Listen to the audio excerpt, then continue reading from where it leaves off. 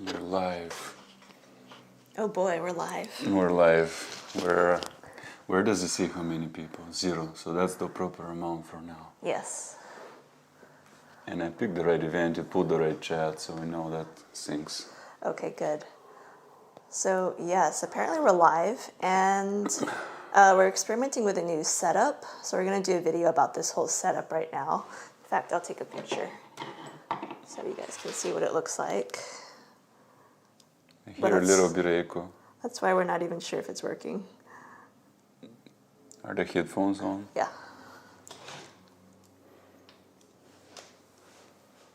Let's check with the headphones. Some people joined.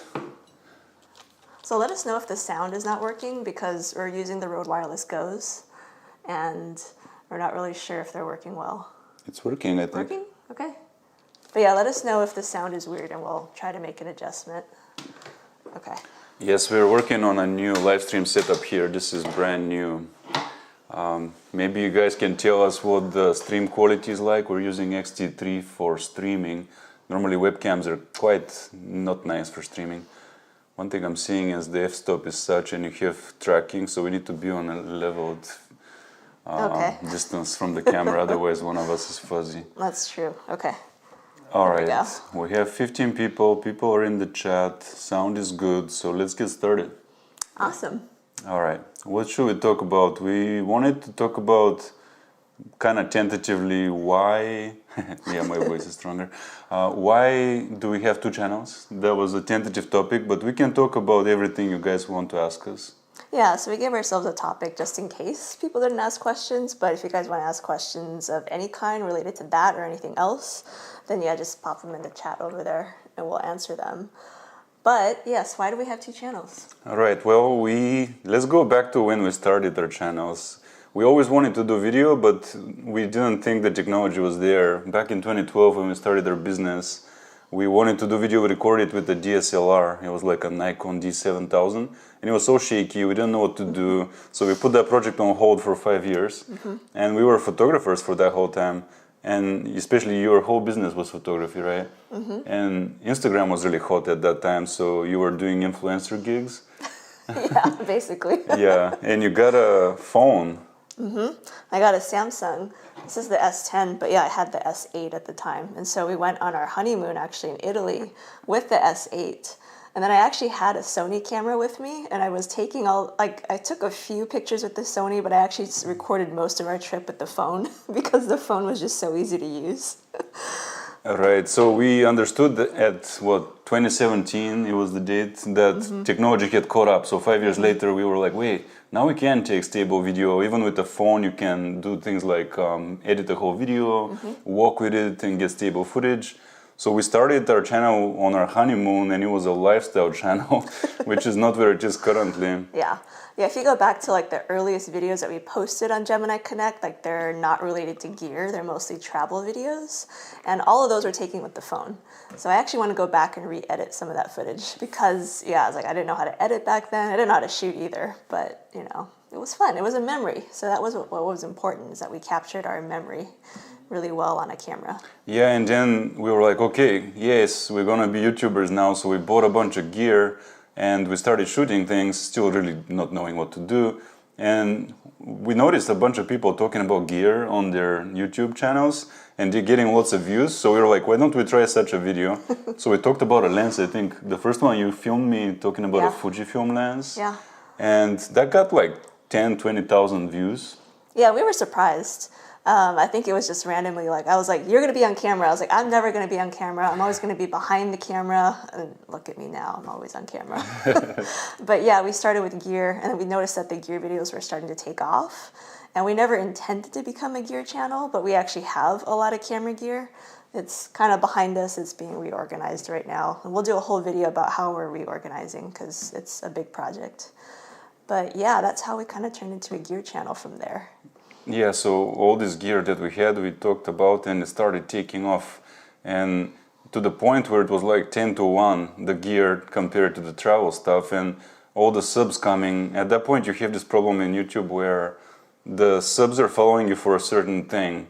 So every viewer, like we view others, we follow someone for food, someone for travel, someone for gear. And if you have a travel channel in between the gear stuff, some people just don't care. They're following you for the other things. So if you notice, everyone on YouTube is niching really hard. So that was our first lesson. Yeah, so that's why we spun off our travel channel, Gemini Discover, which is smaller, but it's actually growing pretty well, like better than we were expecting. And so that one was started, what, a year, 2 years ago almost? No, it's like a year and a half. Yeah, so a year and a half, 2 years. And if you look at that channel, everything there is very targeted. Like we knew what we were doing. Everything there is very intentional. Gemini Connect was very experimental in the beginning. We had so many random videos that I've actually taken a bunch of them off because they're just not relevant and nobody was watching them. But Gemini Discover, it's like everything on there, like we knew exactly what we wanted to film. So those videos in a lot of ways are doing better because they're all travel related and they're related to a certain niche. Yeah, so now that the channels are targeted and it is working much better. We just hit today 24,000 subs on Gemini Connect. Yeah, Gemini Connect. Thank you guys. It's been really fun.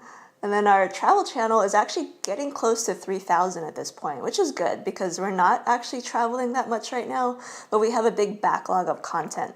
So the way that we film is that we don't travel and publish videos as we're traveling. It's like we'll go for like several weeks and film intensely for several weeks and then spend a few months to maybe even up to a year later still editing those videos. So yeah, we've got so many travel videos coming out that are not recent, but we've just filmed a ton and we all just need to make the videos now. We actually have a series that we filmed 2 years ago that we haven't released. Yeah, I haven't even looked at the footage yet. yeah. So we're backlogged really badly for travel, but gear is current. It's pretty much as it goes. Gear has to be current, right? I mean, like you've got so many new cameras and that's really why it's hard to keep up with the travel channel. I would rather spend time on the travel channel, to be honest. Like that's where we, I think, really enjoy filming and editing, but because it's so small and it's just not quite worth our time yet. The gear is obviously fun too, but it's hard. We have so much, I have a whole box of gear over on the side that I have to look at and figure out how to use and make reviews about. So it's just intense to keep up with gear stuff. It's like a job in itself. Yeah, it is a job. It's a lot more lucrative. And the thing is, there's demand. People actually really appreciate all this information and how-tos and hands-on demos that we make. Especially since fall, we stole like a trend up and it's become like a real community, which we really appreciate. Now we have regular viewers and really, really good feedback. So the fact that people love this content and think that it's valuable to them is really keeping us going. And it's also worth saying that the content is valuable for us. I would say that most of the time when we're trying out new gear, like I genuinely want to know, is the Osmo Action as good as the GoPro? Like I want to test it for myself. So it's like we're sharing the stuff with you, but it's also like we want to genuinely know, is this a good product? Should we be using it for ourselves? Yeah, so you can think about the gear videos. They're sort of a byproduct of the travel videos, which we always wanted to make to begin with. And we wanted to learn how to be the best at them, get the good gear for them, all the techniques that need to be learned. And once we did that, we were like, well, there's a huge audience that also is learning all this stuff. They would appreciate all the information we have acquired. And we focused hard, like even though I have a job and you have a business, this became really time consuming and focused and serious for us. Especially last year when my business went down, down, down. So yeah, I was doing some photography influencer stuff, but it was actually mostly events and restaurants. And those are the two things during COVID that went totally down and they haven't really come back. So YouTube was a good excuse to be like, well, at least I can make YouTube videos. So that's probably why we've had more gear videos come out. And that's also why I'm in them more so than you're in them, because he's working like downstairs and I'm up here making videos. Yeah. So, yeah. That is another interesting topic, the effect of all the virus and the lockdowns on photography businesses and videography businesses. I don't know if anyone's talking about it too much, but it has been devastating. Like your business went from over 6 figures, quite low, and then now rebuilt itself. There were a few months where there was nothing, like literally nothing was happening for photographers. Yeah, we just filed our taxes for last year and it was like, ooh, last year was brutal. It looked so bad compared to my other years. But yeah, we'll see what happens because I don't know if it's coming back or not.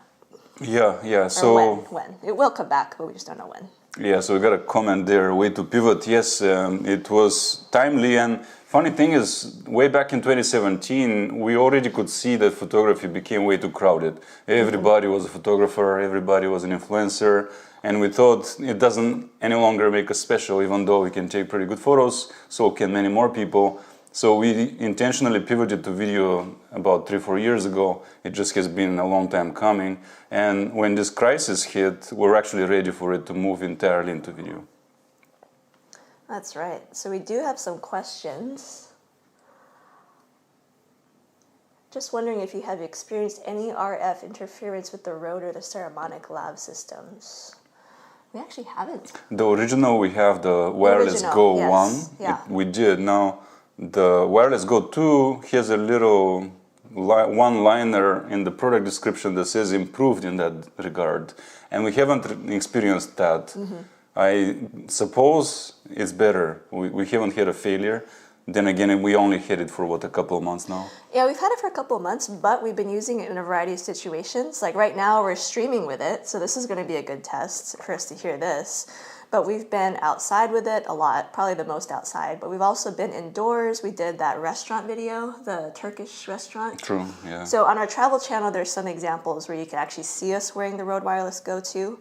And we have been using it in a variety of situations. And I do most of the editing, so I've been listening to the audio, and I haven't heard really any problems with it. I think it sounds really, really good. Yeah, Saramonic, we have not had a failure either, but we have used it much less. But still, we've tested the Saramonic in a pretty wide variety of situations too. And the Saramonic is like, it's impressive. I'm super impressed with how good that microphone is. Yeah, we think the Wireless Go just inches it a bit, you know. It's not like a big win. No. I would say there's more depth in the sound you get out of Rode, but if you do ignore, you know, it's not something to ignore the RF issues and the interferences and disconnection issues, because on other cameras, they totally ruin your sound, they become unusable. So whichever one is most reliable is actually a big win. That and the wind muffs don't fall off of this one, and they do on the Saramonic. That also matters a lot more than you think, because a wind in this mic will just ruin that segment that you're filming. And when you lose the wind muff, you can't vlog outside, because you always risk a failure. And when we talk about, oh, the wind muff falls off, that's not a trivial complaint. It actually makes that mic unusable in the outdoors. So in that sense, we already lost the wind muffs for the Saramonic. We lost them like immediately the first day we were filming. But we did actually get some extras to replace it, but the fact that we lost them on the first day says a lot, I think. And this is funny because Saramonic ripped off Rode, and it ripped off the bad way the original Rode was placing the muff on. Yep, the way that it mounts is exactly like the Rode Wireless Go 1, which was bad. So yeah, they ripped off the wrong thing there. Exactly, they should have thought harder when they ripped it off. Hollyland actually did a good job. They had a different way of mounting the muff, which is better. Yeah, that's right, yeah. So we have another question. How do you store all the footage? Very good question. Oh, God. We have, what, 20 hard drives at this point? I've lost count of how many hard drives we have. We have a lot of hard drives. But the question in particular is like when we travel. And the answer is using these drives right here. You can unplug that one. This is the hard drive we use. Amazing hard drives, Samsung. This is the Samsung T5, I think. And this is like 2 terabytes. Like, believe it or not, this thing is so tiny. And we did our Idaho trip actually, and I think I had 3 of those with me. Yeah. So I have one that I work off of, and then I have 2 backups on each of those. And those are expensive, but they last a long time. So I think that they're worth the purchase. And you know, you could start with 1 or 2, but yeah, we ended up with 3 because that's just how we travel. Yeah, and that is so small and easy to travel with. Those drives are a lifesaver for being on the road. They don't get destroyed because they're solid state, and they're tiny, yet they are big. And therefore, someone's spamming the channel. It says Fig Fan. I assume it means big fan, so I appreciate that. From India. India? Yes, India. Yeah. You've been to India. I have been to India, yes. India is fun. But now having lots of problems. I hope you guys are all right. So yes, those Samsung drives are the way to go on the road. Yeah. Let's see if there's another question. Someone says, I really enjoy the way you present information. Thank you. Mostly a compliment for Susie because she's doing all the scripted demos and stuff. They're actually not scripted. So I have a video that I'm going to make about that, but I don't script. I actually make bullet points, but I know that I sound scripted. Like you've told me that. You're like, you sound scripted. I'm like, I'm actually not. You just cut a lot. I cut a lot. Oh God, yeah. Like the amount of takes I have to do to get my words out is like a lot. So it's just a lot of practice, I would say. Like I'll say the same bit of information maybe like 3 to 5 times over just to get it straight. But yeah, I'm not scripted. I just do bullet points. If I was scripted, it would be worse, I think.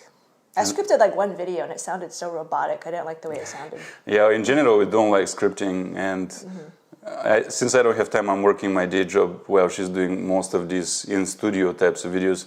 When I do join, it's usually outside on the field, and those are one-take videos. He's never scripted. He's never outlined. He just goes. Which is why I was like, you'd be great on camera. Like for me, it's been more of an adjustment because I did not like being on camera. I still don't like it in certain situations. No, but you're the one now doing most of this channel, so you're doing fine now. You just was scared at first.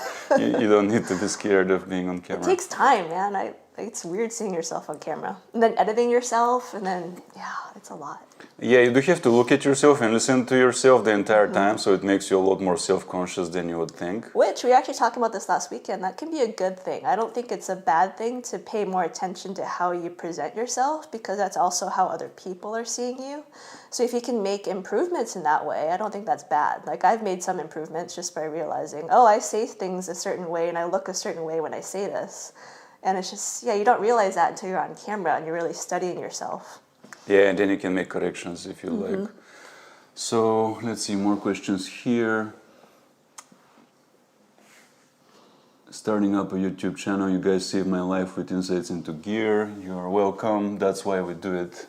If you have any questions about gear or just like topics, I guess, for videos, then let us know, because I realize that we've been a little gear review heavy, and I don't want to be that channel that is just trying to sell gear to people all the time. Like, I find that annoying, so I'm trying to not do that on our channel too. So we're trying to think of more technique-focused videos to be like, okay, you've already bought the GoPro, but here's how you use it. So we're going to try to pivot to that type of video. There's a double-edged issue there when people often say they're like, I want more tips, I want more tutorials, and then you make them and they don't take off. Yeah.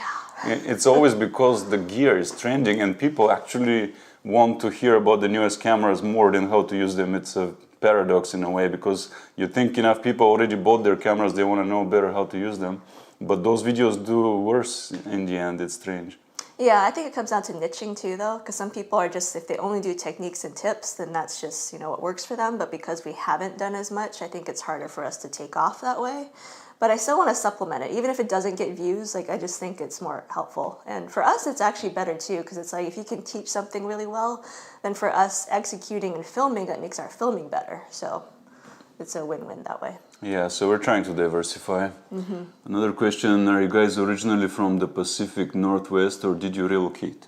That's a good question. Neither of us are from here.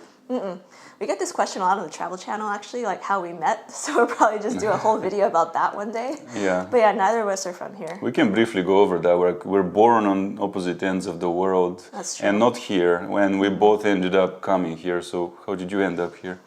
So I was born in South Korea, but I was raised in Hawaii. And then I came to the Washington State area for school. Just 18 years old, was done with living on an island. I love Hawaii, but I just needed something different. And it's definitely different in Seattle. So I came here for school, and then after school, I got a full-time job here. I actually worked in corporate finance for several years, and I hated it. Hated it. It was the worst thing I've done. Well, I mean, it was good and bad, but yeah, just was not for me. And then just got into photography from there. Yeah, so she's done many pivots, actually. Yeah. Your dad knows best how many, but I also was born far in Eastern Europe, in Bulgaria, and I came here for college too. So both of us came for college from different places. Both of us stayed and got jobs and started businesses. Both of us became photographers, and both of us love to travel, so we met on that premise of traveling together and taking photos, and soon after we started a business. And we actually met on a travel website. Yeah. I don't know if any of you guys remember couchsurfing.com, but it was really big when I was in college. So when I studied abroad in Spain, my friend Kirsten in Portland actually, who was like, hey, let's do this thing called couchsurfing, or we just, sign up on this website and we sleep on someone's couch. And I was like, are you serious? We're just going to do that? But yeah, she got me into it, and I did it all over Europe, and then came to Seattle, and then just met people through the local group just to have fun, not to sleep on people's couches. But that's how we met, actually. It was on couchsurfing. Yeah, because people that love to travel can also meet locally and plan trips together and stuff. So we met like that, and we started traveling. We took our first trip to Belize. We have an upcoming series from Belize, and it's going to be a really good one. And it's actually really special to us because it was our first international trip together the year we met. And it was a crazy adventure. We started a business that ran for 7 years. 9 years. Yeah. And sadly, the 2020 crisis wiped it out, so the business just went under. Yeah, like last month, it just closed. It's really sad. But in the sense of, we've been there twice together, and the second time we went, we actually filmed it extensively using the Gopro, the Hero 7. It was that long ago. We were using the Hero 7 there. And we filmed it, and we've got all this video that we haven't even looked at yet, but that's one of the big projects that's coming out, and we're so grateful that we filmed it really well the last time we went. Yeah. Because we didn't know it at the time, but that was our last trip there. Well, yeah, on that premise at least. We can go to Belize anytime, but we have a partner. He was running a nice tourism business, and that business is gone, so we will never have that experience again, which is why it's really important to take video. Whatever you're doing, just videotape it, because it may never come back. Let's see.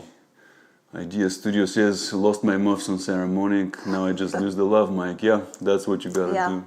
That is actually one test I have right now. I'm trying to figure out a bunch of different wired lav mics. I don't have it with me, but the one that we've been using for years actually just broke. It was the original Rode lav mic, which was really great, but then it broke and I need to figure out a new one. So I'm going to do a video comparing different wired lav mics because we actually need to find one for ourselves to use. I'm going to skip down to the last question.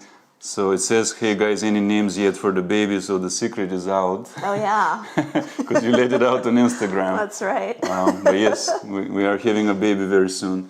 We do have a tentative name. We haven't 100% committed. I know, we've discussed it, but we actually haven't.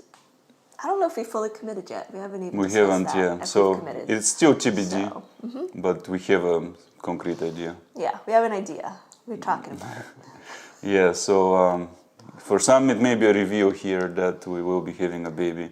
That's true. We have not actually mentioned it on either YouTube channel yet. No, we have not. But we did on Instagram. And actually one of my friends was like, that's really bold to announce it on Instagram. But it's like, you know what? I don't see people in person anymore. And I feel like it's weirder to see people in person and just bring it up. Like, how do you bring that up to people that you haven't seen in like over a year? So it was actually easier just to tell people on Instagram. And your clients that you made videos for gave you a kimono for the baby. Yeah, I did like this filmed 7 different Japanese restaurants in the area over the last 3 months.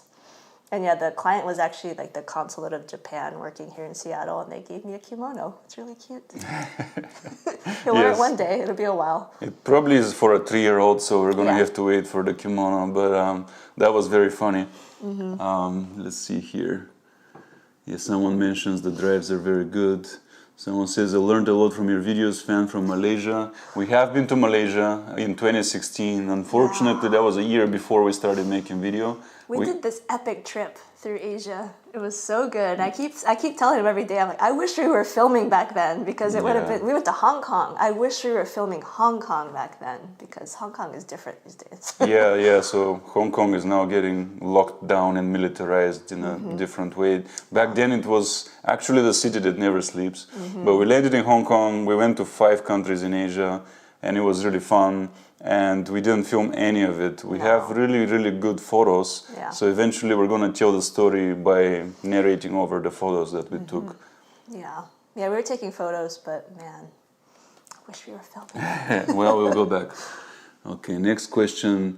Where do you want to go on your next trip? That's a really good question. So given that now people know we have a baby coming, the next trip has to revolve around probably taking the baby to Hawaii, where you're from. Which isn't so bad, really. Yeah. I'm not complaining about that. So yeah, Hawaii would probably be. We're going to do a lot of internal travel in the U.S., which we already did last year. We do have that big pandemic road trip series, like 20-something videos on our Gemini Discover channel from last year. And so, yeah, I think for now, just because of the state of things, like even if we could travel, I feel like it's still risky to leave the country because we just don't know about things. So I think our plan anyway was to stay within our own country. And that will be the case for a little while. That's true. We canceled a bunch of trips, but we were able to travel a lot last year by staying safe in the same time because we live in Seattle, which is in the edge of the country. And if you're familiar with the USA, most of the West is just empty of people. They're mostly national parks. And we just kept driving east and going through all these Wild West terrains and national parks. So without really getting into any crowds, we were able to travel a lot last year. Mm-hmm. We also thought we may want to relocate, so we went to Arizona for 3 weeks in the winter, and we looked around. It was nice. It was really, really good there. But ultimately, I think we're leaning against moving there. Yeah, so that's our current series that we're doing. We're doing like, we did 3 weeks in Arizona, so we've got not as much footage as our big pandemic road trip footage or video, but we're rolling out shorter episodes from the Arizona trip. And the conclusion will be, what do we decide? Are we moving or not? And I guess, spoiler, we're not. Yeah. We'll go more into that in another video. Yeah, so that series revolves around exploring Arizona. So we did a lot. I think we did 6 states last year. We did. Yeah. We did a lot. And we traveled for 2 months straight. Yeah. So, and we also camped like crazy during the summer. We went to so many trips around here. It's actually an amazing place to travel. That's kind of under the radar. Mm-hmm. So we have a series about that coming out this summer as well. Mm-hmm. Lots of production went on last year. But when we can travel again, Japan is very high on my list. That's where we were supposed to go last year. So I want to do Japan badly, and you want to do France. Yeah. So those are probably our 2 big international ones that we want to do sooner rather than later. Yeah. But first, Hawaii, that's the answer to the question. And the next one, how do you guys back up footage when on the field but with no computer? I moved to Iceland and I want to travel light. That's a good question. On the field, that's tough. The field, you have to have some laptop or one of these solid state drives. Yeah, if you guys didn't see this already, this is the Samsung SSD T5. So personally, I would still bring a laptop, especially if it's an important trip or a client trip. Like you still want to be able to review your footage. At the very least, you have to know if things go wrong or not.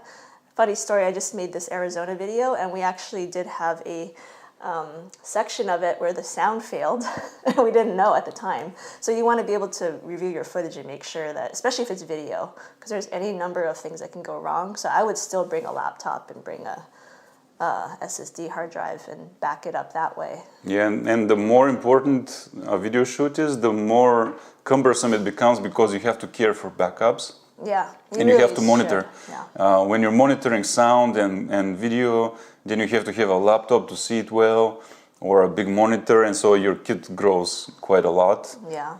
So in that sense, the laptop isn't that much more to add, so I would still do the laptop. I think there are ways, or were ways, to back it up on like iPads or phones, but we don't do that, so we can't really speak to whether that's good or not, but that's probably another way to do it if you want to be more minimalist. Yeah, and normally we get to this cadence where we shoot all day, we back up at night, we wipe out the cards, we shoot again. No, Actually, we don't wipe out the cards. Do not back up.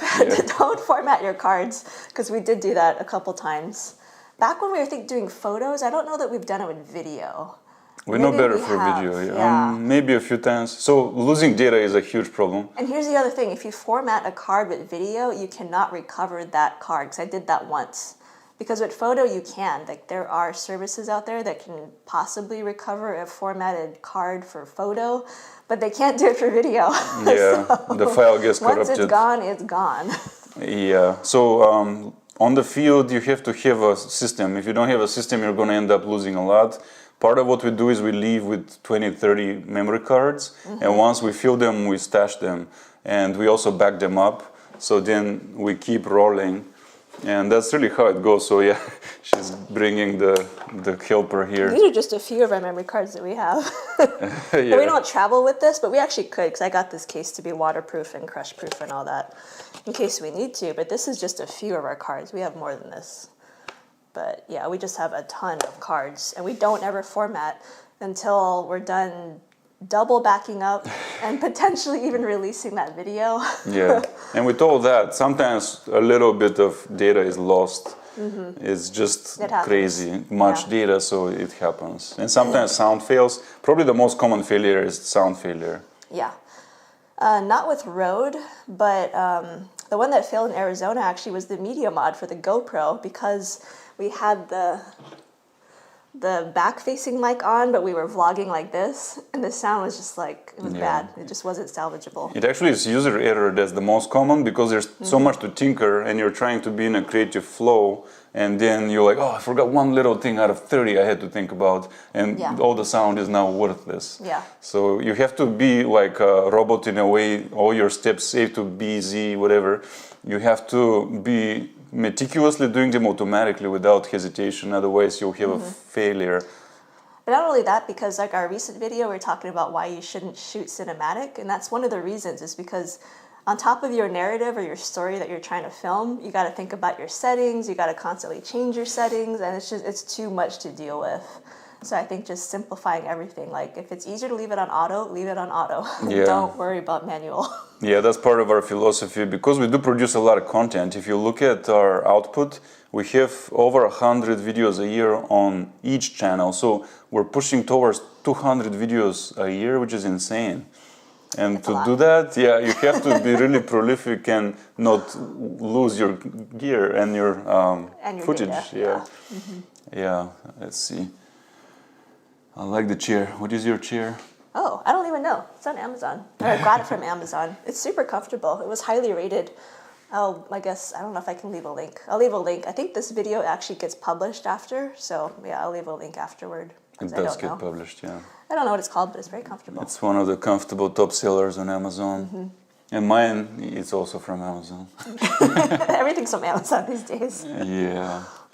Let's see. We answered the baby question. TBD is a great name, yes. Before we read That's it. his current name, yeah, TBD. Okay, with all the filming and editing, where do you find time to make a baby? Well, we tried, yeah, so that's partially why we're mid-30s now and having a baby now for the first time, because we wanted to travel the world, we wanted to make businesses, we wanted to have good careers. Was it a good idea? Personally, probably not, I think. We probably may have done this 10 years ago, but we hadn't even met, so. Yeah, I mean, timing is always like, I don't know, like you can't necessarily have regrets about doing things sooner. I don't think it's worth having regrets about that. I'm glad I did what I did in my 20s, honestly. And if this is what the 30s look like, then that's fine. That's just how it plays out. Obviously, doing it sooner would have maybe been better in some ways, but then we wouldn't have had a YouTube channel probably, to be honest. Yeah. So. And also, we have done what we wanted, right? Like you said, like we have no regrets about having missed out on life, like partying or going out or traveling the world or having all the career and business experiences that we have had. So right now, in fact, when all the things in the world got put on hold, we actually don't care, because we pivoted again to having a kid and raising a kid, and I don't care that I can't go to the bar and get drunk so much with friends, because we've done all that, you can't do that, and it's a good time to have a kid. That's true. So actually the pandemic helped. The pandemic slowed everything down. So it's like, well, we do have time now, actually. Yeah. Like, what else are we going to do? Yeah, so it felt like a good time. It's scary in a lot of ways, especially like you lose income and you don't know if it's safe, and all that concerned us, but if it's like now or never, you better just do it. So yeah, that's how that played out. Is there anything you guys would like to see with the next GoPro besides touchscreen? Yeah, that's a really good question. 100%. That drives me crazy. I have a little thing I want. For example, Samsung, when you're shooting, you start shooting and you have your settings on the display, and they control everything. So you can change the lens you're shooting through. You can flip the camera. Actually, I don't know if that cancels or not. Samsung? You mean the phone? Yeah. Yeah. So that's the thing. On a Samsung, without interrupting your stream of video that you're shooting, you can change the lens, all kinds of stuff. I want GoPro to do that because many times we're shooting something and the situation requires a change, but you have to turn off the camera. It's cumbersome, it's slow because it's a GoPro, and then you lose the moment, or creatively you get disrupted. So if I could go from wide angle to linear and so on, when you're flipping the camera around, you also have to stop and flip the mic direction. The mic direction is a big one, especially after that failure where I was editing yesterday and I was like, crap, like half of our videos we had the back mic on, and I think it's stupid that you have to choose between front mic and back mic. But if they're going to do that, then we need to be able to see which mic is enabled so that we know at the time. Otherwise you have to stop filming, go into your settings, and it's super annoying. So I hate that they changed that, because it used to not be like that in the Pro 8. Obviously, if a Samsung can even change the lens during a video playback or a recording, during a recording, why can't GoPro do it, right? It will really help us. So that's my number one wish. Don't interrupt the shooting to change the setting. That and the bugs. Although, honestly, we've had fewer bugs. They are there, though. We had one last weekend, actually, where we were filming that recent video about shooting cinematic. You were getting so mad. Like, it failed, yeah. It failed in an annoying way where it looks like it's working, but it actually won't record or some stupid thing like so that. it still does fail, but it's a little bit less. But that's still no excuse. Like, they should not be having failures for a $400 camera. Like, come on. It's embarrassing, yeah. Let's see the next question. Do you take notes when you travel, since you often don't edit for a long time? I don't think so. No, we're not note takers. I'm actually throwing away a bunch of notebooks. I have a bunch stacked up, but I don't use them. That's true. We haven't actually written on paper in years. No. But even on devices, we tend to reconstruct it by looking at the footage itself. And also you leave a trail, right? You have your Google location record, and we go and reconstruct where we were and things like that and what was around us. You also have your bookings, because those went into a record. So we're able to mostly reconstruct it based on digital trail that was automatic. Digital trail, and I'd also say it's a filming technique. Like, you're very good while we're vlogging about making sure that when we arrive somewhere, you say, here we are, we need an intro. And then as we're doing something, like, he goes in and makes those updates. Like, he's very good at that. And I'm more of the B-roll person. So it's just a matter of, and if you have someone like him that is constantly narrating what you're doing, then as you're editing, you're like, oh, I don't even need to question where we are, what we're doing, because we stopped and we said so on camera. You're right. It starts with the pre-notion that your narrative has to be thorough. Otherwise, you end up going home and you look and you're like, I can't cobble a story here because I didn't say the right things in the field. And that's what happened. So our recent Arizona video on our Gemini Discover channel, I had that exact problem. I edited yesterday. It's a 7-minute video, but it took me 4 hours to make it because I was like, we don't have a story here. It was the one time where we didn't constantly narrate our entire hike. And so I did more of a voiceover to try to compensate for that. But it was difficult because I was like, oh, normally we were stopping and we're, giving ourselves a really clear story, but we didn't have one for that video. And it's actually hard. Like, you're on the road. For example, what we did this summer, we was 5,000-6,000 mile road trip. So you have to know where you're going, navigating in your head. You have ideas and locations you have to hit, and then you have 10 cameras in the trunk, and you have to think about so much. And on top of that, you have to get on camera and narrate and not be like, what was I doing now? And or just not be in the mood. Like, half the time I'm not in the mood to be on camera. So yes, I have to prod her sometimes because she gets mad after a while. So like 17 days into the trip, she's like, starts getting angry that I point the camera at her. Yeah, I'm like, again? I don't want to be on camera again. I want to be on vacation. Yeah, so you do have to actually balance your vacation with your projects because you genuinely need rest, Yeah, it's an issue. It's supposed to be our vacation. It sort of is, but we're filming, and so it's kind of not a vacation. It's true. We actually haven't ever vacationed together because anytime we travel, we have some project going on. Yeah, it's a little tough. Eventually, we keep saying we will eventually rest someday. The thing is, we enjoy it though, so it's not like it's a grind the entire time. But yeah, we just don't usually give ourselves a break. That will probably change with a baby, though. Yeah, so the baby will slow us down, which we are going to welcome. It's probably a good thing. Yeah, let's see the next question. It's not a question, but you two are a great couple. Thank you very much. We are kind of an interesting couple, not usually seen. Eastern Europe and East Asia.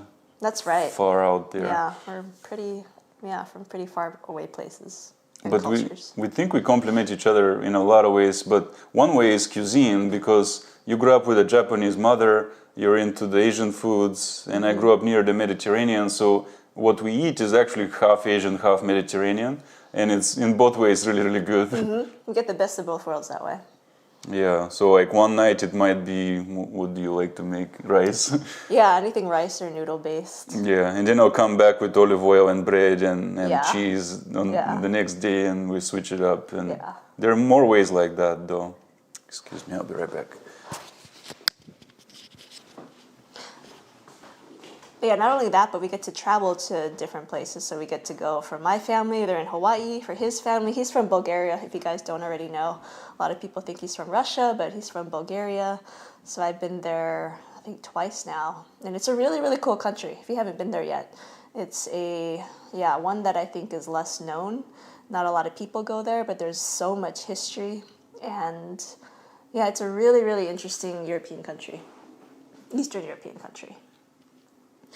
I would say the other thing about these Rode Wireless Go 2s, you can use these for, filming, but if you're having two people and someone, goes to the bathroom or goes off at camera, then you want to make sure to remove these because otherwise you can get some really weird sounds.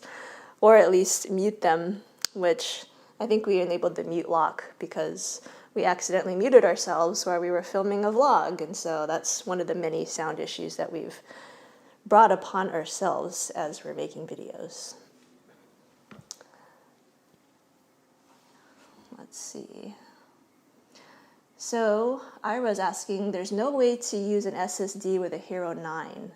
Yeah, I don't think there is. I mean, the SSD, so this one it has like a USB-C port, but then the other side, I guess you could also have a USB-C, but I think it's Gopro. I think they just do something proprietary so that whenever you plug things in to the USB-C port, like it just doesn't always recognize it. So you could try it, but I'm really betting that this wouldn't work. But I think that's also why you can't use the USB-C to add an external microphone to GoPro either. Because a lot of people ask that, if you can use a USB-C mic on GoPro, and you can't. For some reason, it's only the 3.5 millimeter mic jack that is through their cage that will actually work. Looks like some questions are rolling in. Mm-hmm. So I just answered the SSD question with the Hero 9. So so that one. Is it worth spending a few days at Zion if I was unable to get shuttle tickets to the canyon? I think it depends on when you go. Yeah, if you're not familiar, that's a question from our travel channel where we went to Zion. And Zion is one of the most crowded national parks you can imagine. Yeah, we went there last summer, and we thought because of the pandemic it would be less crowded, which I guess it was, but it was still crowded. Like, it was bad. So yeah, I would imagine during a normal year that it's really, really bad, but they do have a shuttle system. It's actually a relatively small park in terms of driving through it. It's not terribly huge. So the shuttle really helps because there's not a lot of parking. But the thing is, they weren't running the shuttle during the pandemic, so it wasn't even an option for us. We had to drive. But yeah, I think it depends on when you're using the shuttle. I think you do have to have reservations, so the reservations probably help. If you don't have reservations, then I just probably wouldn't even bother. So yeah, and what we had to do is what we recorded that video. We had to go into the popular places late at night almost, where we actually couldn't get on some of the big hikes at the right time, and only had like a little 2-hour time window to get some popular hikes because Zion logistically is a nightmare. One of the mornings we drove by at like 5:30 or 6 o'clock, and the parking lot, not even the parking lot, the whole road was already closed at 5 in the morning because it is completely crowded. Mm-hmm. Yeah, it's a really cool park, but oh my God, it was a logistical nightmare. So yeah, I've heard that fall is better. Like just don't do summer. Like we did the middle of summer, which was great in some ways, but just awful in terms of actually getting around. And people say fall is a lot less crazy. So maybe that's true. Yeah, so basically if you cannot get on the chateau, if you cannot get into the lodge, you have to really hard look for time windows when those roads open, otherwise you're screwed. Yeah. There's a last comment there, Meta Game System, that's my friend from Bulgaria. Oh. I know him since I was 12. Hi. I'll come back eventually when all the craziness goes down. Yeah. Yes, we need to bring our baby to Bulgaria, so it will happen. Yes, our son needs to know his castle, because I grew up with a view of a castle, so I call it my castle, and our son has a castle, but he doesn't know that yet. Nope. He doesn't know anything yet because he's not born. But yeah, he will know the castle, he'll know his beach in Hawaii. That's right, he has a beach on a tropical island and a castle. He's got mountains here, so yeah, he's got a lot to explore. Yeah, okay, we have good afternoon, Scott Patterson. We recognize this username. He's been following us for a long time, so we really appreciate that. Good afternoon. Actually, it's morning here. Yeah, it's still morning for us. We have recently started watching your channel, very informative and entertaining. Thanks. You are welcome. That's why we do it. The child will be Bulganese. Yeah, we're really curious about what he's going to look like, because that's just a weird mix. We don't know. We actually have a little picture.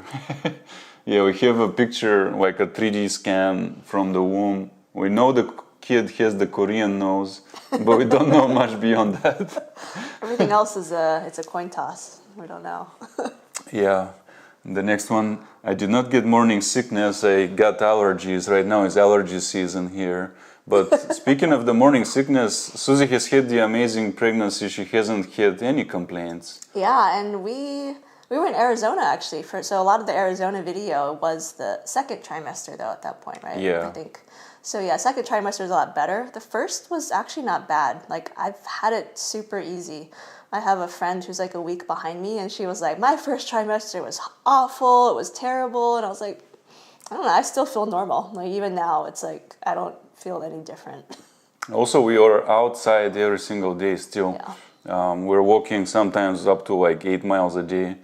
And we did the research if it's any danger. They actually say it's a good thing to walk during pregnancy. So.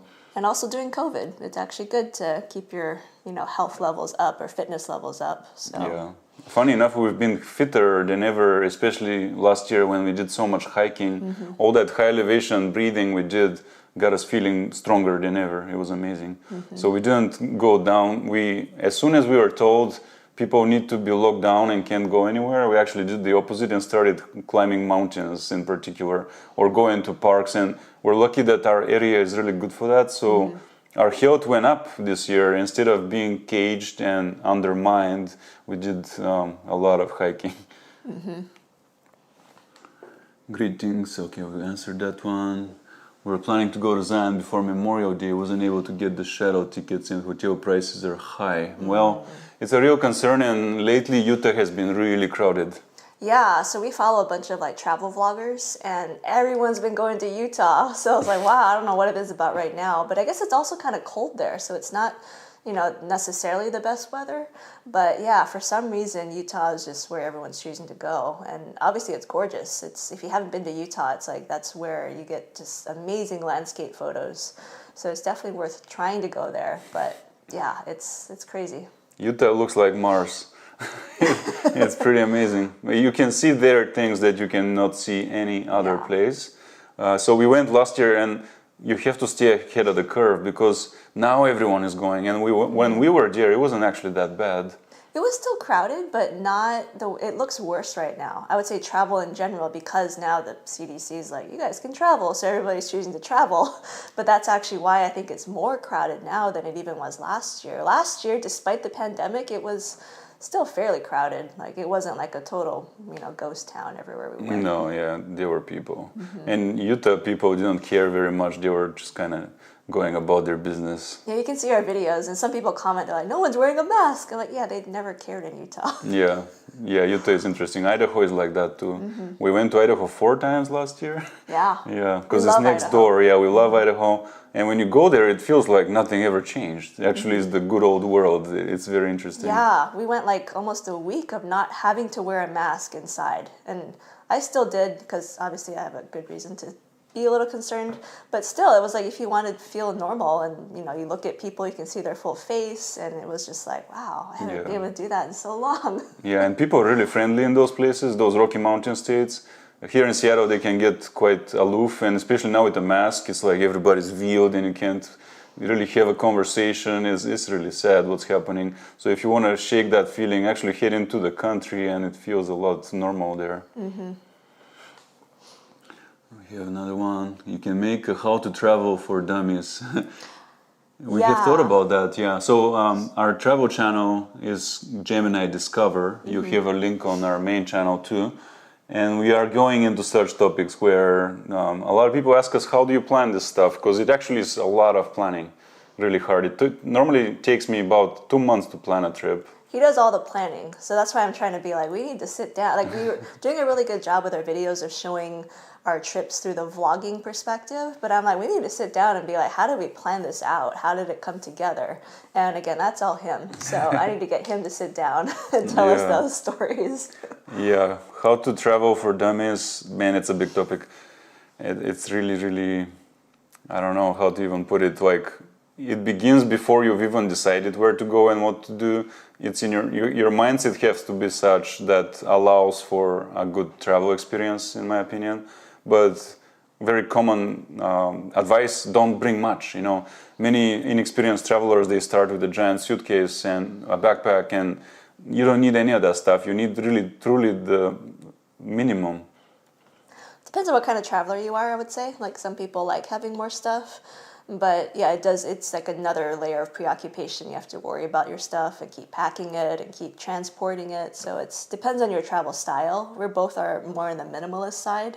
So we both prefer to have less as we travel. But except for camera gear, I would say, because we do bring a lot of camera gear. Well, you need backups. And once you are filming a travel, it's very hard at that point. That adds to your stress a lot, actually. Yeah, and because you need redundancy. Otherwise, you take one of each required item, and if you lose or break one, your kit breaks down, right? You can't do your production anymore. So certain things like sound and camera have to have redundancies.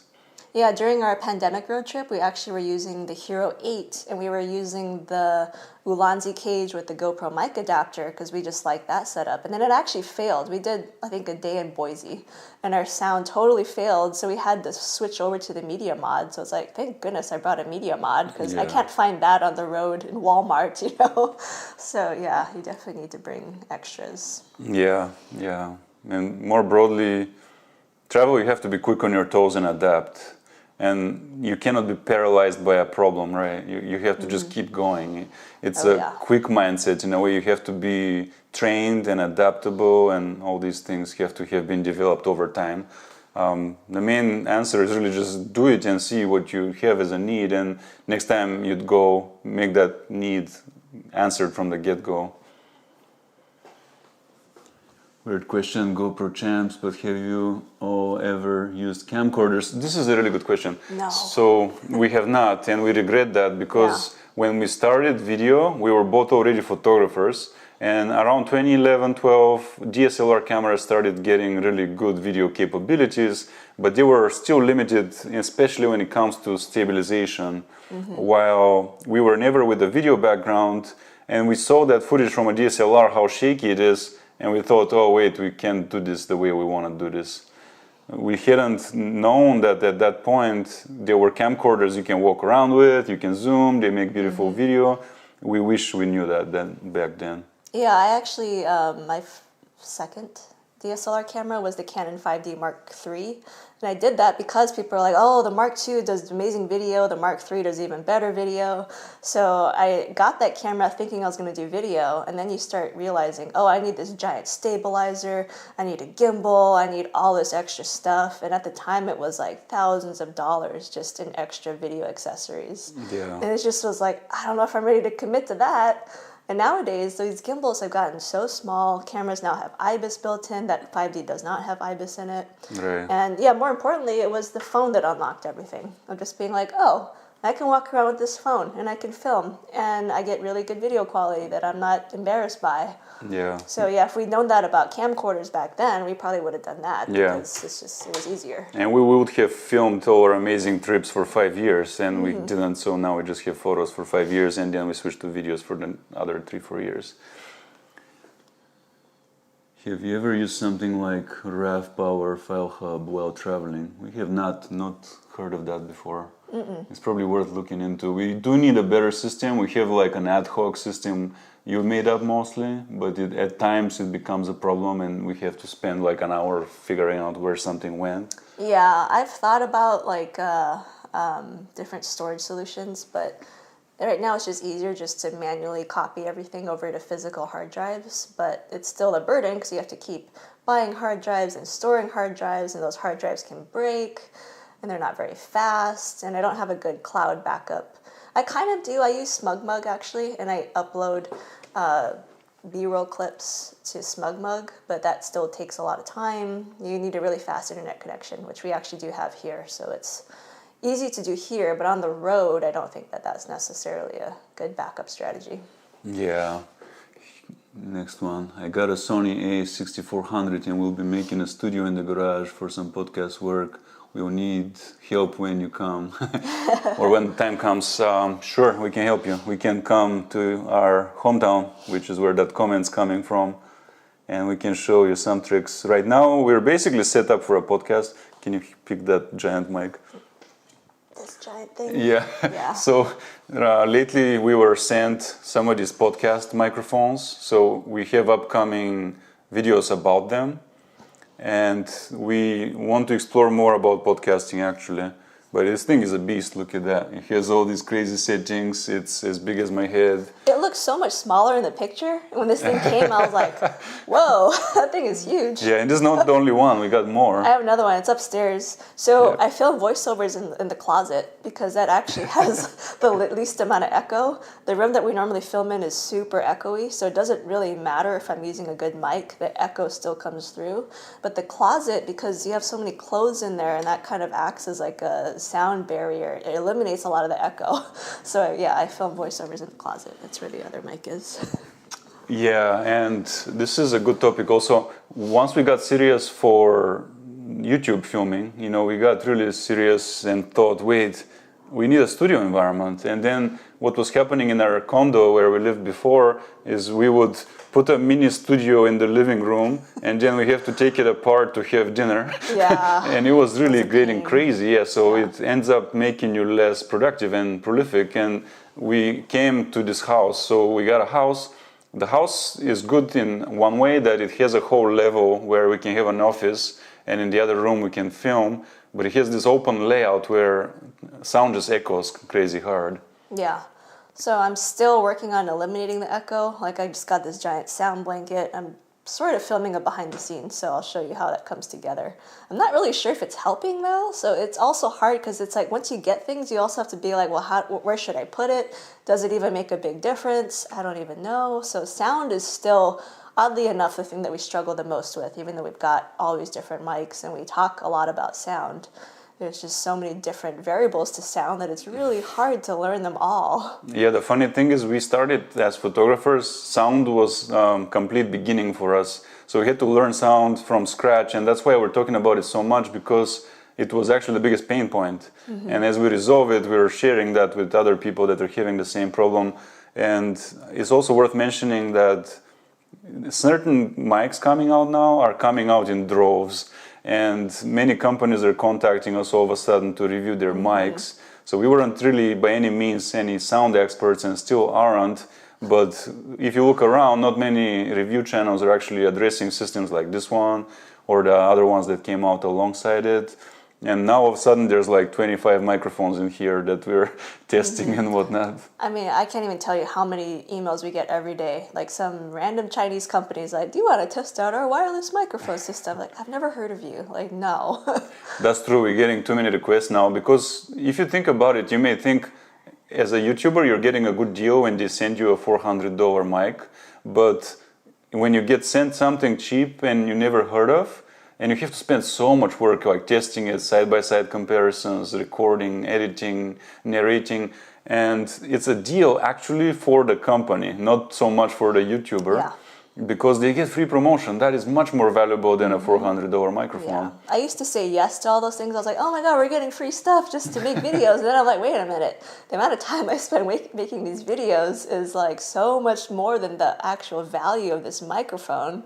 So yeah, I've gotten a lot more picky about what we take. But we still have a giant box. Like half that stuff is microphones That's that we true. didn't even look at. Yeah, But, we have a staging area over there where a lot of gear that's been sent to us, we haven't even gone through yet. that's also why I do a lot of polls asking you guys what you want to see and will you actually watch the video, because it takes so much time to make these videos that it's like I got to make sure it's worth my time to make the video. Yeah. So there's a comment on someone tried to use the RAV power, but it was chunky or clunky. I can't see from this far. I ended up just buying extra SD cards. Yeah. Yeah, that's basically what we've done too. That's how we have such a giant box of SD cards, because it's just easier. You just have to have a good system to make sure that you're using fresh cards and not accidentally rewriting some of your cards that you're actively shooting on. But yeah, for us, it's like it's just easier to just have a bunch of SD cards and cycle through them. Yeah, and also back up on a drive in the same time. So you have to, you always want to have at least two, so you don't lose one and be forever screwed.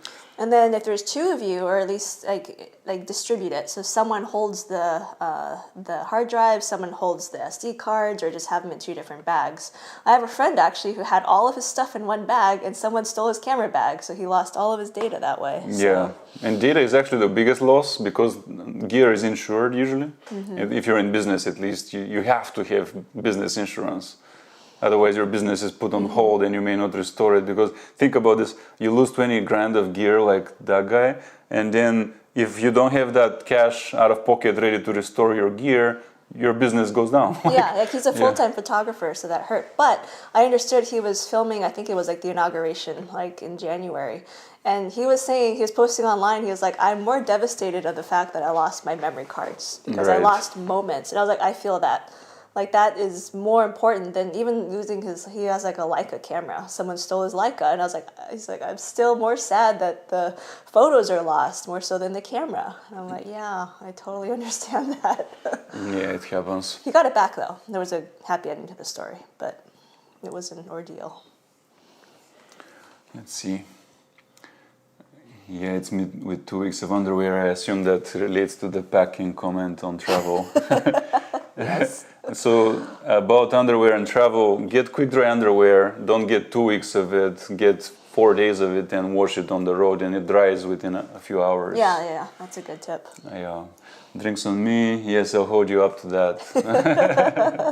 I actually haven't been drinking very much, almost at all. Now in the lockdown, I started drinking wine. But that was it. And only a little at night. And Susie is allergic to alcohol, so she cannot drink. I could never have it to begin with, so oh well. You go straight to the hangover. Like you have a drink and you become hangover in 3 It's minutes. true. Yeah, it's awful. I don't get a next day hangover. I get the same night hangover. It's really weird. Yeah. Let's see. The crib mattress will absorb echo. Yes, if we were to film where the crib is, it would. We're actually building a wall up there where the crib is going, because the open layout again means we don't have a nursery or little kids room. We have to build a wall to be able to enclose the child room. Love your guys' channel. Thank you. Thank you very much for watching. It's actually what keeps us going. Currently, which camera are you using? Currently, so right now we're shooting on the Fujifilm X-T3. We filmed sort of a behind the scenes video. I'm going to do a bigger video because I also wanted to show how to use the GoPro as a webcam. There is a problem using the GoPro as a webcam, which I'll talk about later, but it's not ideal. And then also the Insta360 that is actually a great webcam. And then comparing that to the Fujifilm. So that video will be coming out maybe in a couple weeks. Yeah, this video has been a long time coming. We were streaming with the IMAX normal webcam, and it's really fuzzy. There's not enough light here for that camera anyway. And we took, a year break from live streaming. We're not very frequent. We should be more. We will be more. But you bought, what is that thing called? This is I don't have the box anymore. It's the Elgato Cam Link. So I actually bought it a year ago, but it took like 6 months to arrive because when I bought it, everyone was live streaming because the lockdown had just started. So it took 6 months to get this little adapter thing to use our Fujifilm as our live stream camera. And only like yesterday, I finally figured out how to set it up. And it's not really that hard. I just, for some reason, thought it would be. But yeah, we now have the capability to live stream with the Fuji, which is exciting, which is why we were like, oh, we should go live now with the Fuji because we want to see how this works. Yeah, and the Fuji can deal with the light, with the color, and all kinds of stuff. We have the grip in there with 3 batteries right now, so hopefully it won't cut out. But that's one thing you need to be concerned with battery power when you're live streaming for a few hours, sometimes even. Yeah, but it's nice. I really like the image. I think it's even using the, what do you call that? The film simulation. Yeah, I think it is. It looks like film simulation. Yeah, that's the #1 reason why we like shooting Fuji, is because the colors look so great. Like they're among the best. Sony, like I have a Sony camera, I use it a lot, but I don't like their colors. Yeah. I think Fuji is a lot better. It's actually so bad with Sony that it's hard to salvage the colors even when you're grading them in post-production. Sony, now I think the little Sonys have better color than the big ones. That's arguable, yeah, because I had a Sony A6300, which I really loved. I'm really sad I don't have that had good camera. color, yeah. It was a great little the camera. 6000 line with all the rest of them have better color than the big line, the A something. Yeah, I also have the A7R3, which I use a lot for photography. I don't use it so much for video because it's just kind of a pain to use for video. Also, Sony has on the big cameras has bad IBIS because the sensor is huge and it's hard to stabilize. Yeah. Let's see. I use my Canon 90D as a webcam at work. Why nice. my video looks so good. That's a good camera. You did a review on that, right? I did. I don't have it. I only had it on loan. I had it for like a week just to try it. But yeah, I liked it. It was pretty nice. It's the most modern DSLR that I tried. But yeah, we don't have it anymore, unfortunately. But we took it to Hawaii. That was Yeah, that was fun. So we did a lot of work with that camera. Our Hawaii movies have some of that footage in them. We have now, our top video of all actually is a 2 hour and 15 minutes movie that we filmed in Hawaii with like, what, 5 cameras? At least, Yeah, and it's getting over 1,000 views a day on our travel channel, which is pretty nuts. Yeah, I guess since we don't have any other questions right now, we can talk more about how the travel channel is going, because despite it having less than 3,000 subscribers, it's actually showing more promise in the future than our gear channel is right now. Yeah, the growth is more even. If you look at the gear channel, it revolves around product releases, whether your views go up or not. So when the Hero 9 came out, our views went like double or triple within a month. And then later, when we don't talk about a hot product, they start sinking and you're like, I'm working even harder, why are my views down? It gets so frustrating. While on the travel channel, it looks like a calm, steady progression. And it's promising that way, that you don't have these dry spells in between things. Yeah, I think, with the gear stuff, like, we're not sponsored a lot of times. We sometimes get free gear in exchange for a review, but it's oftentimes cheaper gear. All of our cameras, like the GoPros we buy, the Insta actually we did get on that premise of doing a review, but like even the Osmo Action, like we bought that. So most of our gear most of our big gear anyway, we're still buying ourselves. So for us, it's still an investment. So we're like, I don't know, should we try the X-T4? We have to buy it to try it, but I do want to try it. But we haven't bought it, so that's why we haven't reviewed that camera yet. Yeah, we bought our mirrorless when we first got serious about YouTube, which was now, 2018, 3 years ago. And we haven't upgraded mirrorless. We don't like to upgrade them. They're too expensive and they don't get sent for free. So ideally, if you're a user, you want to upgrade every 3-4 years. You don't want to upgrade every year or every other year even. It's just overkill. And like, for example, my XH1 came out 3 years ago. It's still a great camera. Yeah. It's been surpassed, but you can still do very good work with it. So it's kind of sad to even let it sit or get rid of it. I mean, I'm still shooting my still photography on my Canon 5D Mark III, which is a really old camera at this point. But I'm like, I don't even want to sell it because I've just had it for so long, and it still works. Like, I still do a lot of my professional photography with it. So cameras last a long time, and I do think the release cycles have just been crazy. I'm like, I don't need to buy a new camera even every 2 years. Yeah, we Like, think that's just too much. the market is extremely saturated. Everybody has so many cameras now. It's crazy. But we do buy GoPros every year. Yes, GoPros are the exception. Yeah. I just bought my first GoPro Hero 9. Congratulations. It is really kind of a change. For us, it was a huge game changer getting a GoPro. I was actually in India when you got our first GoPro. Yeah, I randomly was like, oh, I think I want to try the GoPro. So I went to our local camera store, Glazers, and my friend was actually working there. So she sold it to me. And I was like, okay, I'll try this, the Hero 7 at the time. And I went to Canada, I went to Vancouver for the weekend to work, and I remember trying to figure it out as I was driving, which was not smart because there are still settings. Like, you still need to set, your settings, figure out how you want to shoot with it. And so it still took us a little while to figure that part out. But once we did, we were like, it was like the phone. It was just a whole nother world, like, unlocked of like, oh, we can film like this. So yeah, we just started defining our video style that way. Yeah, GoPro is really creatively enabling. That's the main thing about it, because it's little and you can put it in your pocket. Whatever you're doing is the easiest way to get an account of your experience and then show it to the world. So you want to have a little camera, in my opinion, at all times on you. Sometimes you have your phone. The phone, I personally dislike using phones. You are okay with that? I hate the interface and the fact that I hold it like this and then all these buttons on the screen. It's easy to drop, and then you have these little sliding, fiddly little controls I can't stand. So you're saying that, but you also said that on the next GoPro you want some of that. I want to flip it around, yeah, that's true. Yeah. But ultimately, phone has bad controls and bad ergonomics, and it cannot be trusted in the field for that reason. The best of all is really the Fujifilm. Yeah. When you have the Fujifilm, you have dials on your fingertips, and you know exactly what you're doing even without thinking about it, without looking at it. It's really accurate, and you just always get your shot. I would say no matter what, you just have to get used to the camera. Because even a Fuji, like when I switched to Fuji, it took me a few weeks maybe to figure out the buttons and the dials, because it's different than how you use a DSLR, for example. So I can use a DSLR blindfolded. I can now use a Fujifilm blindfolded, but it took me a lot longer because the layout is different. Yeah, so the controls is really where a real camera beats phones and GoPros.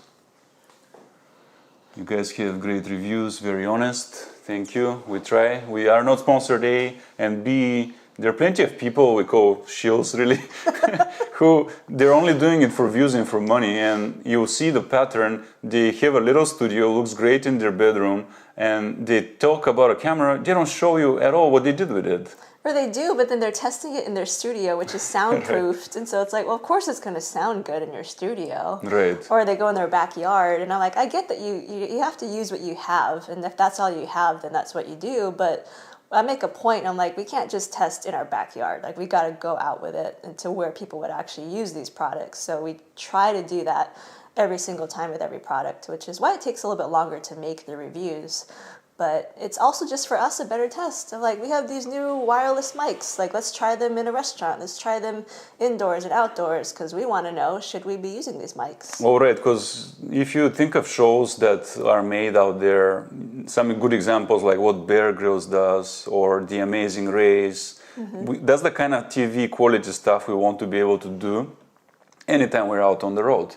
And you have to have trust in that gear. You cannot just go on a project and like, oh, I just unboxed something right here, I'm gonna get professional quality immediately with no failure rate, so you have to test. And that's kind of where our style comes from, where a lot of these people, they get sent a product, they sit in their studio, they test it a minute, and they talk about it, how it performed in their house, and they never went out to actually make a production with it. That's the issue that we have with a lot of these gear channels. But it's been a good opportunity for us to be like, we're not going to do that. Right. So we try to differentiate, because the fact is every product almost is going to be reviewed by multiple gear channels at this point. How do you differ?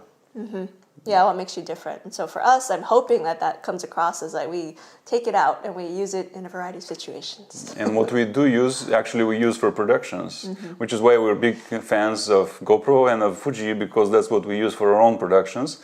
And if you don't believe that, we have a channel on the side with over 100 videos we've produced this way. So we know it speaks for itself that way. Are you guys going to do a video on the Weekender backpack? Probably not. Yeah, we did do one video of the 2 GoPro backpacks. And I did that just because I was like, oh, I'd never tried a GoPro. So GoPro's rolling out with a bunch of lifestyle products right now. They're trying to, I guess, I don't know what their point is. They're just trying to branch out beyond cameras. And so they're offering like bags and shirts and now sunglasses. Sunglasses actually look interesting. I was thinking of buying their sunglasses. We're thinking about the sunglasses. But the bag probably, I have a bag problem. Like, you know that. I don't need any more bags. I have too many bags. Yes. Like, just camera bags. It's not even purses, it's camera bags. She already bought a bag for the baby. The first thing she did. First thing I did was buy him a bag. Yeah. So she doesn't do purses like a lot of the girls. Yeah. She does gear bags and backpacks. So we have like 30 of those. I have too many. So we don't need any more bags. But yes, GoPro has these new sunglasses. I think they're called the Mezcal sunglasses. And they're like $80. So I don't know if we want to spend that much money on them. No, it's nothing. Like a good pair of sunglasses is 200, if it's 300. Good. If it's good. But I guess the differentiating part about it is that you can swap out the lenses. So they give you 3 different lenses to choose from, or to swap out as you see fit based on your surroundings. So that part I'm intrigued by. I'm like, that could actually be interesting if they've done that well, which maybe they have. Either way, it's a good review. So we'll get the glasses and review them. We did a review on backpacks. If you saw that, we gave the latest bag a pretty atrocious review. Someone said, oh, you didn't configure it right. Well, why do we have to configure a backpack right in order for it to not be terrible? So, I don't know. A bunch of people say that you have to have stuff in it. They're like, if it's overloaded or just filled to the brim, it feels good. And I'm like, you shouldn't have to have a bag full to feel good, but I get the point. Maybe that's what they were going for. We also have a high bar with backpacks because we have a lot of Osprey bags. As soon as you put those on your back, you forget they're on. They're so good that GoPro really falls short with backpacks. I would love to see camera brands work with outdoor retailers or just brands such as Osprey. Osprey is known for making their bags for like backpacking, for hiking. So if they were to team up with like Peak Design or something like that and make an actually comfortable ergonomic bag that is for cameras, then that would be good. Because I had the Peak Design bag. I think it's really uncomfortable, but I think it looks good and it holds my stuff, so I'm willing to deal with it, but it could be a lot better. Yeah, when it comes to camera bags, hands down, Think Tank makes the best. Yeah, Think Tank. But if Think Tank and Osprey would get together, that would be great. Yeah, because Think Tank doesn't make anything like a travel backpack that we like. They do, but I think it looks really ugly. Oh, that's an issue too, Yeah. I missed the question, what are you hoping for the Hero 10 will add? We answered that question already, so if you'll go back in the stream. But in short, we want to change settings while we're filming. Change settings while we're filming, and then with the media mod, you used to be able to record in the stereo, so your front and back mic were on at the same time, and now you have to choose between the two, and that's ruined our sound multiple times. So that's my biggest gripe, is I want to be able to use both mics at the same time. And no freezing bugs. I don't know why this thing still has freezing bugs, Fix but the it does. bugs. So embarrassing. Love all your tips. Is there a mount or a grip that you can connect a shoulder strap to? So you've done that actually. You have made a GoPro hang on your shoulder. I will find. Yeah, we have done that. Suzy is really inventive when it comes to grips and assembling little setups. So we use Black Rapid. Yeah. Black Rapid. So these are the camera straps that we use because they're really comfortable. They're not cheap. They are expensive, but they hold up for a long time. But what's nice is that this is padded. This goes over your shoulder. And then the end here, this screws onto the bottom of your camera via the 1/4-inch tripod thread. So you can hold a camera this way, but if you have a grip, like this is the Insta360 stick, which we really like for vlogging, that has the same thread on the bottom. You can actually put this on the bottom of the Black Rapid and then put your GoPro on top.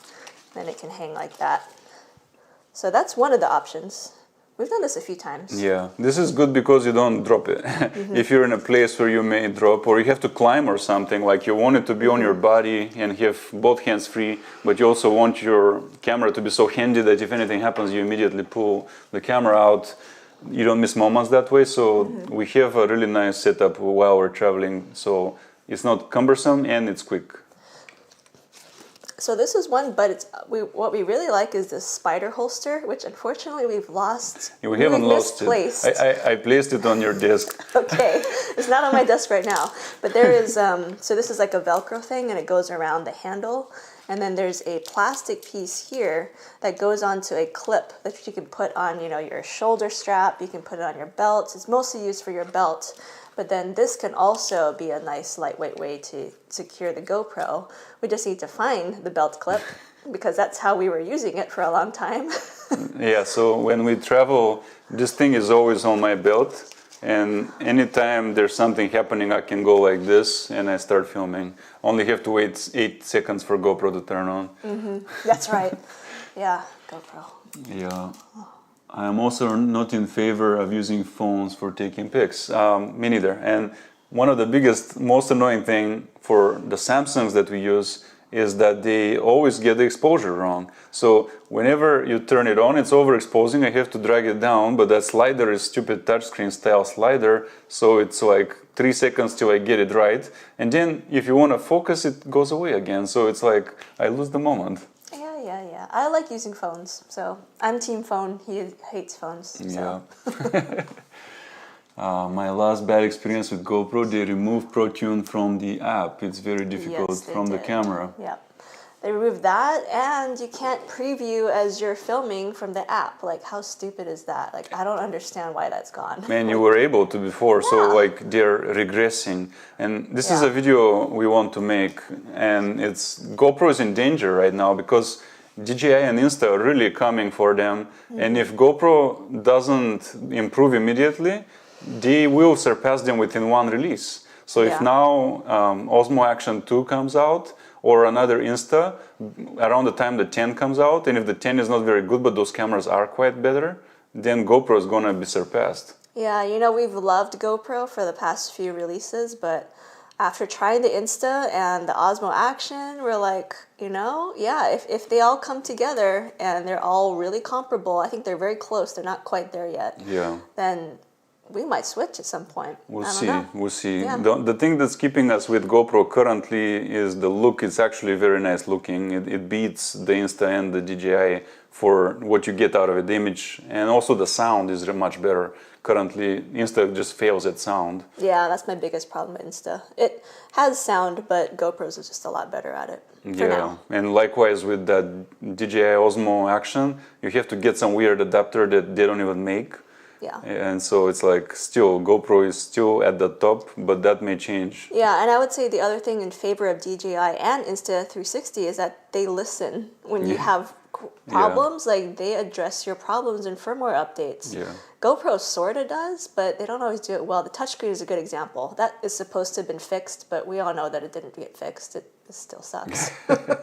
Yeah, there are problems with GoPro for sure. They also don't reach out. All these other competitors come talk to us all the time and they say, test this for us. What do you want to see on a camera? Here's a bunch of gear. Please review it. GoPro does none of that. And they actually watch our videos. Like they'll comment on our videos. They're like, we saw your video and you said this. And I'm like, you watched our video. Like, wow, Insta360 watched our video. And Rode does too. Rode has started watching our videos, commenting on them sometimes. And we did get this for free from Rode in exchange for a review. Yeah. Which was one of the biggest wins as far as free gear. That was nice. Yeah. We really were happy when Rode gave us that. Yeah. Yeah, but GoPro may reach out to some people that do extreme sports. But that's really it. Yeah. And when they're doing now media mods and all this other stuff, they're trying to cater to vloggers. Vlogging with a GoPro is actually fantastic, but GoPro doesn't reach out or promote that at all. They're kind of in tunnel vision with this action stuff. Yeah. It's a strange company in a way that they don't really do the practices that their competitors do. Yeah, we'll see how that plays out in the long run because, yeah, DJI and Insta are so close to overtaking them in terms of the quality. I hope they don't, but we'll see what I don't happens. know. How do you secure all your camera gear when you're on a road trip? I hate carrying 20 pounds on my back. Yes, very bad. We hit a system, didn't we? Hit the trunk We with did, the yeah. tether. So we have a video actually showing how we did it for our big road trip, but that is a lot more gear than we normally travel with. Yeah. So we normally wouldn't travel with that much stuff, but I like the format of having like a suitcase because I like the wheels and I don't obviously like hike with that or anything. So we'll usually have, that's just why I have so many camera bags. I have one bag for like hiking with a lot of gear, and then a smaller bag for when I don't want to carry all that gear, and then a bigger bag for holding it all together. So, Right. and the bigger bag with the wheels is the one that we'll keep in the car. We've got a padlock on it. We tether that to the car and we lock that inside the car just to make it, harder to steal if someone does break into the car. And, that's how we store it in the car. And then we just have several different bags for actually taking out in the field. But Yeah. we try to not bring 20 pounds worth of gear with us when we're actually walking around, Yeah. but sometimes that's unavoidable. The most we carry is when we have to do wildlife. Yeah. At that point you need the giant zoom. It's somewhere around here. So you need a mirrorless, you need a giant zoom, and then you need a GoPro for the narrative, and then you need microphones all in your back. So if we know there are animals where we're going, it's a lot to carry. Sometimes I leave my camera off and I just have the GoPro, and then Susie has an X-T3, and then we're changing the roles. That's the easiest way, but it really helps us. We have two people, otherwise it's Yeah. rough. Having two people and having us both shoot the same camera, that's really why I switched to Fuji or added a Fuji to my existing camera kit so that we could interchangeably use our lenses so that we don't both have to carry lenses. And yeah, that recent Arizona vlog that we did, there's a good example of I could see in the video that you're just holding the GoPro and the drone and I have the Fuji. Yeah. And so, that way we split it up so we don't have to both carry tons of gear with us. Yeah, now the drone is a nice addition too. The mini drone is Mini 2. such a win. Yeah, we really love that drone. It's this small or so, something like that. And it creates beautiful video. I have no complaints at all. I don't see why I need a bigger drone. Yeah. It's really nice. And especially for our style. Oh, I thought there was a question about whether we check in our gear. Check in? Yeah, on planes. Never. So yeah, we don't Never, check in ever. our gear. Yeah. We try to shove it all in the carry-on. Yeah. We don't trust these people that slam the bags, they take it off the plane and then just slam it. It's just Or crazy. they just lose bags. I haven't had that happen in my adulthood, but as a kid, we've had our luggage lost. So I don't want to. It's not worth the risk. I'd rather than lose my clothes than lose my camera gear. Yeah, of course. Yeah. Honestly, yeah. Yeah. I love my Insta-1 X2, but editing the video can be tricky. Yes, not just tricky. I think it's a pain. Yeah. It's nice because 360 lets you get these different angles, so you don't have to worry about your composition as you're shooting. But then you have to worry about it in post-production. So it's kind of that trade-off of do you want to do it in the field or do you want to do it afterward? But with that said, 360 is really nice. I think that it is arguably a better action camera because as you're doing action, you don't want to worry about, do I need an angle from here, an angle from there, an angle from there? With 360, you're getting it all at once. And so in that case, when you're on a fast-moving bicycle or something, then obviously you don't want to do that 10 different times to get 10 different angles. It's better to have that 360. But yeah, the editing, it still sucks, I would say. Yeah, it's a pain to the point where it's a barrier for a lot of people. I personally have never done it and I'd rather never do it. Yeah. But GoPro editing is actually pretty fun because it's you're telling your story. The 360 thing, the segments come out really nice, like the driving segments and the hiking segments with some music. But that's what, ultimately, it's a small subset of your video in the end. So you can do without it, but it makes it look better, so it's a trade-off. It just depends, I guess, because I was very afraid of editing 360 video, and I was avoiding it for a long time until we got that Insta360 1R. And then I basically had to figure out how to edit it, so I was like, okay, I gotta sit here and I gotta learn this new program. And then once I learned it, I was like, it's not that bad. It, you know, feels more intimidating than it actually is, but it's still time consuming. You still have to sit there in a separate program, edit it, export it, and then weave together your other bigger story with your other clips. Yeah. So it's still a process for sure. Yeah, that's the biggest downer when it comes to 360 video. And funny enough, Insta gave us the old version, and we never reviewed it because we got stuck at the editing. The editing. Yeah, so we have the original 1X, which I never reviewed. Because we didn't really have a channel. I don't remember why they even gave it to us, because we weren't even YouTube. We were at that doing point. no, we were doing GoPro reviews, so they must have wanted to compete against GoPro already, Yes. even though their camera was like this bulbous 360 thing. And they didn't hold us against us that we did nothing with that camera, but yeah, the biggest problem was that I didn't want to learn how to edit. So, yeah. The problem with the GoPro for desktop vlogging is the field of view is so wide. Like I have a wide green screen, the camera. Yeah, so you can use narrow in the Hero 9 at least, and it will narrow down a bit. Normally we shoot linear for this reason because it distorts when you have wide. Yeah. Yeah, I guess it just depends. Some people want a wider field of view because they have a cool background, but we don't. We actually have kind of a mess on this side, which is why I was like, we have to angle our camera this way to not have the mess. This is the staging area for gear reviews over there. And it looks messy.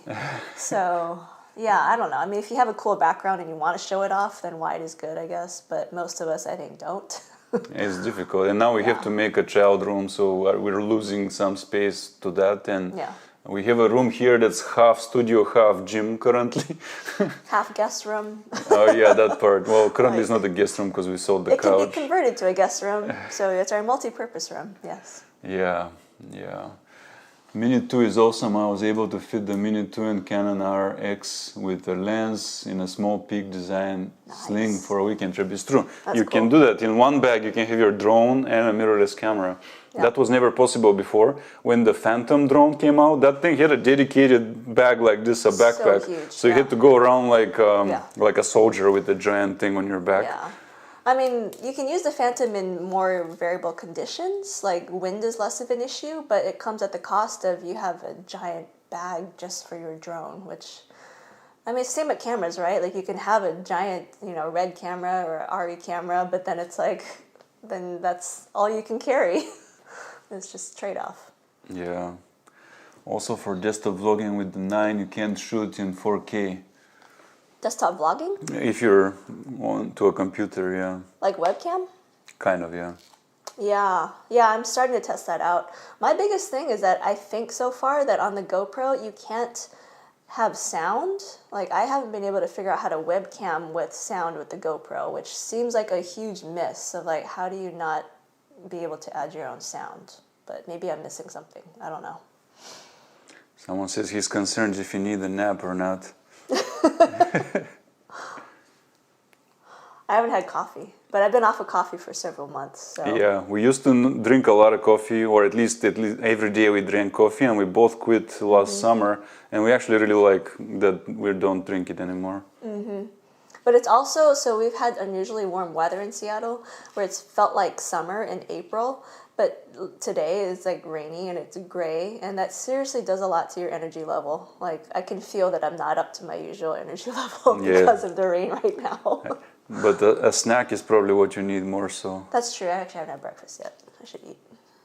Yes, you can go get the snack. Field monitor. Delay is ridiculous. Actually, we have not tried a field monitor with the GoPro because we like to keep it kind of as is. So we haven't, but I guess I could try that. I'm curious now. Yeah, we have never tried that. Because we have a monitor, but I just have never put it on the GoPro. Yeah, with the GoPro we try to keep it minimal, because that's kind of the whole point. Yeah. You can do more fancy setups, but we do use our mirrorless for those. I guess we have both. Many people maybe have budget for one camera, so they try to extend it as far as it can go. We tend to use an X-T3 or XH1. Do you have any other hobby apart from travel and photography? I would say we have too many hobbies. Yeah. I mean, those are the main things, I think. But hiking, we started hiking and camping last year. And we bought all the gear, so we have all the gear now, and we have a bunch of travel videos coming out on that series for this summer. It's gonna look like we're on these trips for this coming summer, but it was actually last summer. So yeah, that's how far behind we are in editing. Yeah. Besides that, hobbies, I like audiobooks a lot. You've started listening to audiobooks. Yeah, audiobooks are fun. Audible is really great. We watch a lot of YouTube, actually, other YouTubers. We used to never do that until we became YouTubers, and now we watch a lot of YouTube. Now I can actually see how you don't even need Netflix. Like, I actually just canceled Netflix yesterday because I'm like, I watched everything I wanted to on Netflix, and I just watch YouTube now. So yeah, I like... But the thing is, for YouTube, I don't watch gear reviews, which is why I'm trying to branch out and not just do gear reviews, because I get that that's not how people want to be entertained or decompress, because I don't even do that for myself. I watch other vloggers and, travel stuff. That's why we have another channel with already 100 videos on it, and the topics there are different. But going back to hobbies, I think it's a good question, because your hobbies translate to what video you make, right? A YouTuber normally bases their channel on what they're interested in. So when this channel niched into gear, we wanted to go back to something broader, because we don't want to be so pigeonholed into a topic that is just one. And we chose a lifestyle channel and travel channel. Sometimes we go into more journalistic things because we're interested into way more things than just cameras. So all the other topics go on the other channel. So I have one where I'm walking through Paris and talking about architecture, for example. Yeah, that was a good one. That one is getting interesting comments, because there's a contrast in Paris you can see. So about hobbies, we like art of some sorts. Like, we like architecture. We like, I don't know, what kind of art. We don't do normal, basic kind of paintings and other things. Our arts are normally around video and photos. Yeah. What else? We've been liking cooking for the last year. You. Yeah. No, I just started. You cook more than I do, but you claim you don't like it, but you do it, and you do it well. So. I would rather do dishes. I am perfectly content cleaning up if someone else cooks, which is why it's great that he started cooking now. Cooking so the baby gets bigger. That's probably true. Let's see. I'm finding Insta360 easy to edit in Final Cut. Interesting. Yeah, I guess there is a way to do that, but I haven't been able to get the plugin to work. Like, maybe I need to try it again. Maybe it's improved, yeah. Yeah, because you tried when it came out. Exactly. I tried it right when it first came out, and they were kind of just tweaking it at that time. But I believe that they've gotten better, because Insta seriously listens to feedback. I think Insta is actually coming out with a new firmware update. They emailed me about it. I don't know when exactly it's coming, but they're coming out with more new features and more new improvements. So yeah, I have not had success editing 360 in Final Cut, but I might need to try that again. Next question is, would you film with the Sony a6400 on a biking trip or with the GoPro? I would say GoPro. Yes and no. So the go-to answer would be GoPro. It will serve you much better. When you would want a Sony is when you actually pause your biking and you want to shoot something really well that GoPro wouldn't get. So, for example, if you're going down a trail, the GoPro is going to get around you, but it's not going to get farther. And if you want to say, I'm looking at an amazing mountain while biking, you're going to have to get that mountain shot with the Sony. But yet, if you want POV and you want it stabilized, then GoPro is definitely going to do that for you.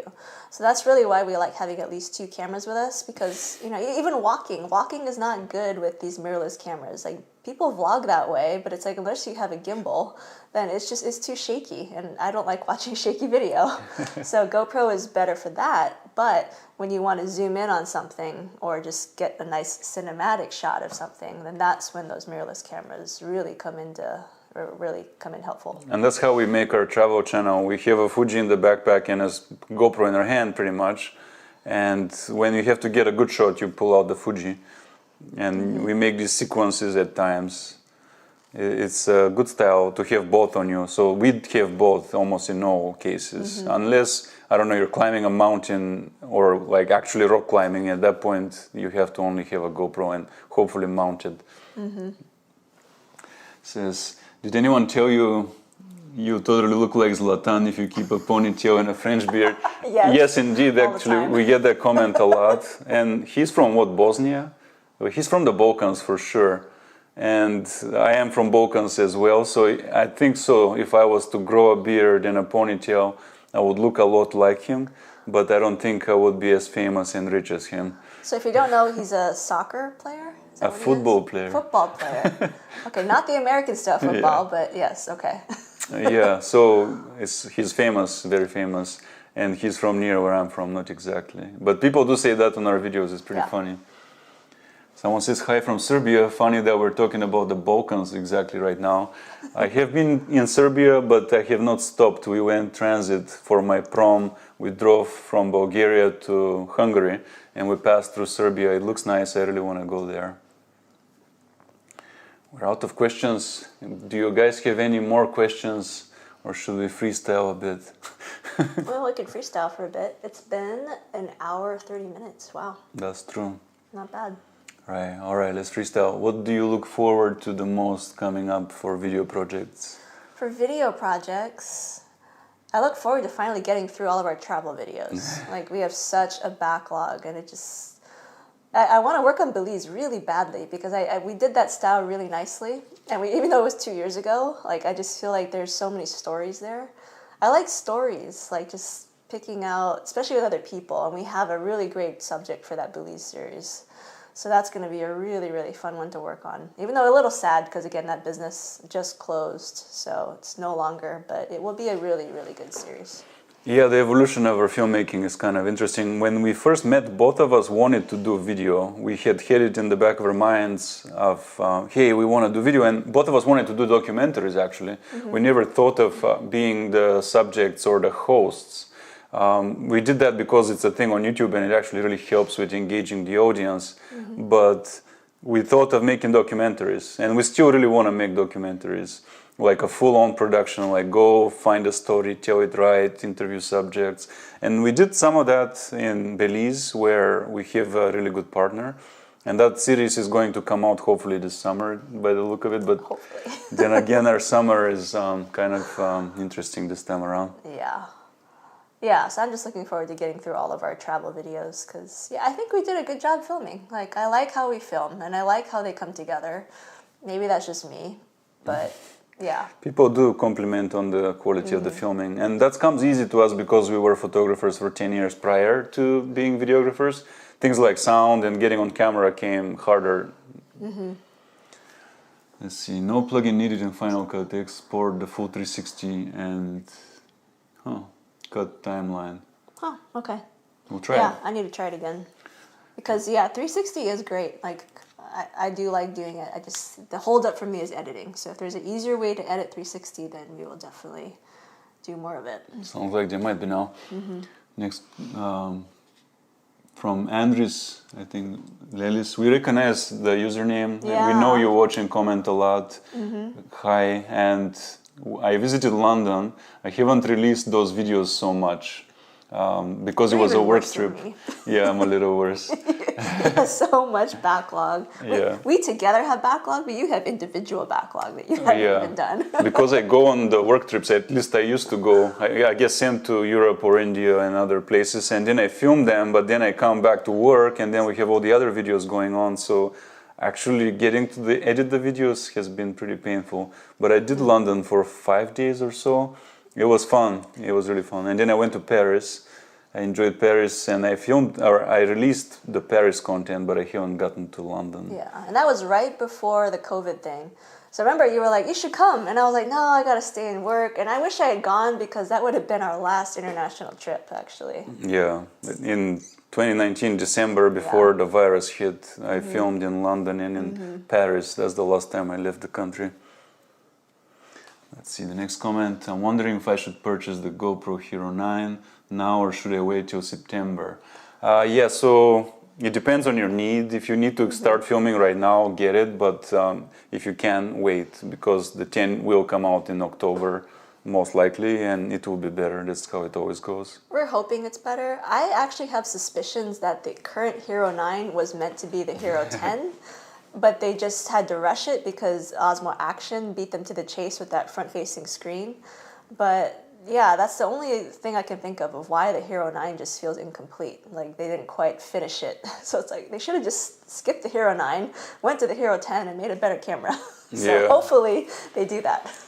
Yeah, 10 should be improved. We have seen a lot of improvement from 7 to 9, 3 times. You know, every release is so much better. So 10 will be better. We probably would wait, but we have so many cameras. So if you don't have a camera, if you have to buy it, then maybe get it. But have you ever done a meetups with YouTube fans while traveling? If you come to Chicago, it would be nice to meet you. Thank you for the invitation. Have we met people from YouTube? No, we had someone in Hawaii actually. We were going to meet up with, but it didn't work out at the last minute. So yeah, I mean, obviously since we were able to travel, things have changed quite a bit and we didn't have as many subscribers back then. But yeah, we're definitely open to it when we are able to travel again.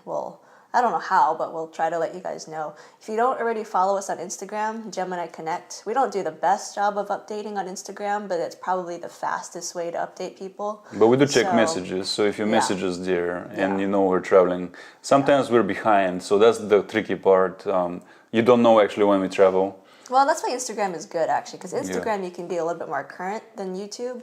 So yeah, if we do travel, we'll try to let you guys know on Instagram and maybe do meetups that way. Yeah, we're open to meeting people. So yeah, we haven't officially hosted a meetup, but yeah, we'd love to, because that's to me the best part about YouTubing and vlogging is meeting other people. Yeah, and speaking of Chicago, we did go there, we did film there. On this channel, there are a couple of videos from Chicago. We have more that we haven't released. That's true. And our biggest project by far that we did for a client was in Chicago. Yeah. Where we filmed the conference. We cannot publish that, it's private. I but know, that's sad. Yeah. We got paid a lot of money for that video, but unfortunately we can't show it to anybody because that was part of the terms of it's private for them. So that's like the trade-off of doing commercial work, is that you get to work with, you know, some big clients sometimes, you get a lot of money, but then you can't always share the content. So that kind of sucks. And we love Chicago. The downtown area where we stayed 2 times is fantastic. I think it's the best downtown in the USA. Yeah, I really do like Chicago. Yeah, great architecture, just all together. It's well built and beautiful.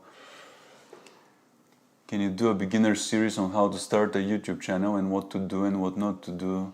Any chance of you guys coming to the UK? So really, really good question. We have a lot of tips about that because we just went through that with 2 channels and we know a lot about what has to be done. What do you think is the number one answer about how to start a YouTube channel? Number one thing is just to start. Exactly. I think a lot of it is just like in your head and you're like, I don't know if I should do this and I don't know if I should be on camera. Are people gonna laugh at me or not watch it? Like, it doesn't matter. I think you just have to start and just keep going. Like, the consistency is the biggest thing. Yeah. Like, some people start and they only have like 5 videos and they kind of lose momentum and then they don't keep going. But the thing is, you just have to keep going. And yes, it will suck at first. Like, you get 5 views, 10 views, and you're like, man, why am I doing this? But you got to keep at it. Otherwise, people will never find it if it's never there. Yeah, so starting is the biggest thing. Like, just do it. Don't be held back by anything. And the other thing I would say is that you shouldn't have unrealistic expectations in a way. Like, sometimes people have that startup mentality where everything goes into that and it will make me rich and famous, and therefore if I don't do it within 6 months, oh my god, I'm so crushed. You just have to know that YouTube works over time, and over time it tends to grow actually. But also you have to do something that you love so that you have no problem doing it a lot. Yeah, that's why for us we have the 2 channels, because we actually do like talking about gear, but we like doing travel too. So, you know, we like both things and we've split things off that way. But you don't have to split things off. In fact, when you're first starting, I recommend not splitting things off and just starting with something and making sure that you can even stick with it. For sure, yeah. Because that's what's hard. Like, sticking with it is the hard part. Yeah, and some people do make it overnight, essentially. Some people get to 2 million in a year or 2. That doesn't happen for almost anybody. If you look at YouTube, you see everyone's big, it seems, because you open the homepage and all these videos have a lot of views, and you check into their subs, they have a lot. But what you're seeing is a very small fraction of all the people on YouTube that they're producing. And it's a classic problem with the internet where It's like head and tail pattern, where the head is high up here, people are getting lots of views, but there are just a few of them. And the whole bulk of people making videos, it's all, like the chart goes like that, where forever and ever there's a tail where nobody's getting views and everybody's frustrated. Yeah, what I like to do is when I find a YouTuber I really like, is I like to go back to their video history and just be like, when did they start the channel? What did their first videos look like? And in most cases, you'll find that their very first videos were pretty awful looking. Like, they didn't know what they were doing, they didn't get a lot of views. But if you look at the progression, you're like, at some point, like, something snaps and like their quality just gets better, or starts to gradually get better as they start to realize how to improve things. But most people, if you look at their very first videos, they're not that good. Ours included. It's true. Ours are a bit embarrassing at first, especially. And you have to not be embarrassed, because if you're a perfectionist, that's the biggest creative block of all. You're like, oh, this is not up to my standard. And you're like, but you haven't made anything. What is your standard? Yeah. Your standard is what you can currently make. So make it, let people see it, and then go beyond that. Because if you hold yourself to some imaginary standard in your head, you will never make a video. And funny enough, some of our early, like the Dolomites video, which is filmed on a phone, it's really short, it's not really that great, but it has like thousands of views. So like, I have no idea why that video took off, but it gets views. There are many views, or many videos that are not at all well made that get so many views. So just do it. Don't worry about anything, just do it. What cheap lighting do you use, or do you recommend for shooting in a smaller room? Forgive my bad English, no problem. Cheap light in a small room. Well, actually, I meant to turn this on for this live stream, but it didn't happen. We're getting good light right now. Yeah, it's actually good light, weirdly enough, despite it being cloudy today. So I did do a video about budget lighting, and this is one of them.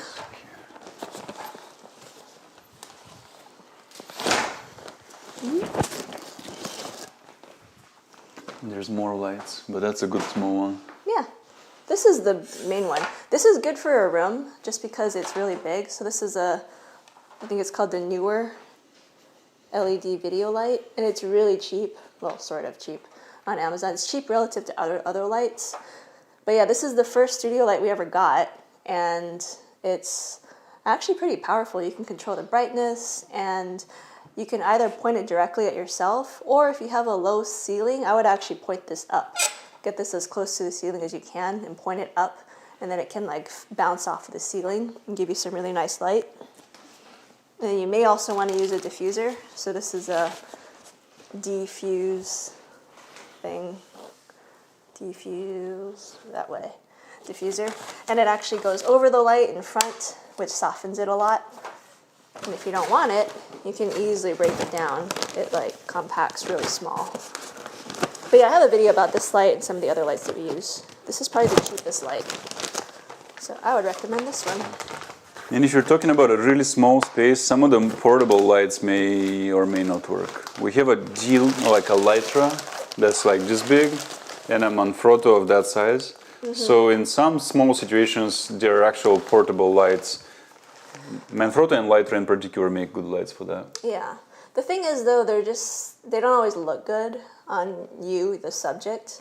Like, you want a bigger light source. The bigger the light source, the better you're going to look. So it just depends on what you're trying to light. Yeah. And then again, big lights are expensive. Yeah. They can be. Yeah. This one, yeah, again, is relatively cheap. It's under $100, I think.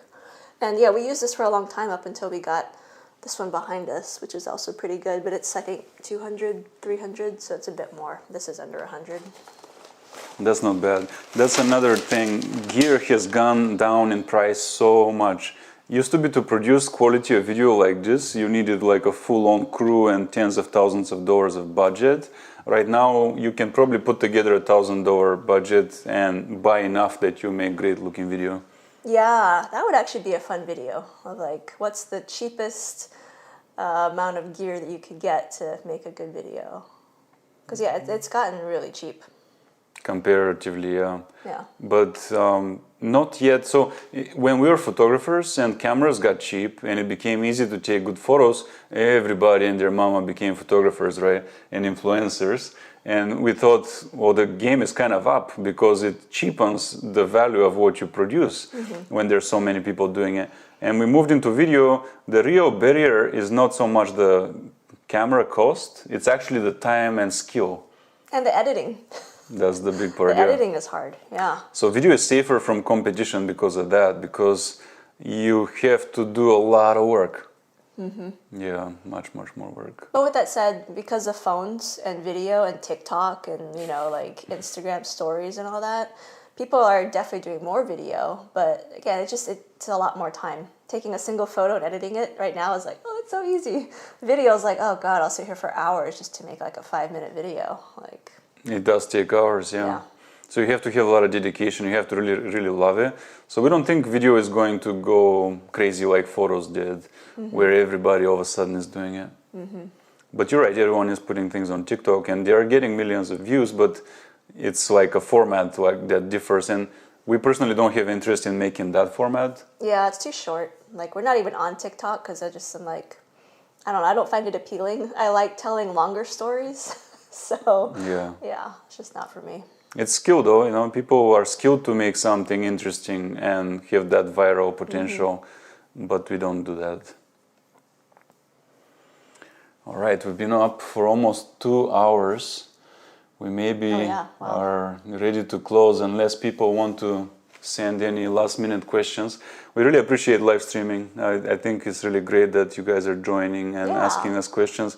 We are social as a nature. By the way, we're both Gemini, as our channel says, and for that reason we're chatty. We like to interact.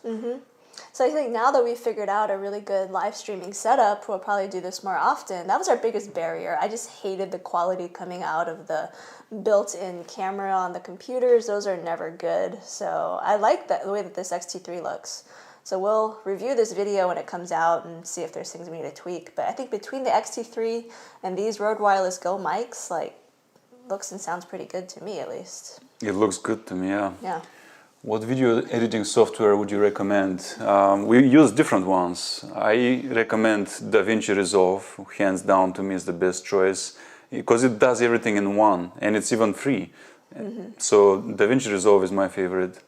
So yeah, I started using Resolve and then I was using it on my laptop. It's like a 2015 MacBook Pro and it kept crashing on me. And so I didn't have a good experience starting with it. And so for that reason, I went deep into Final Cut and I still use Final Cut primarily.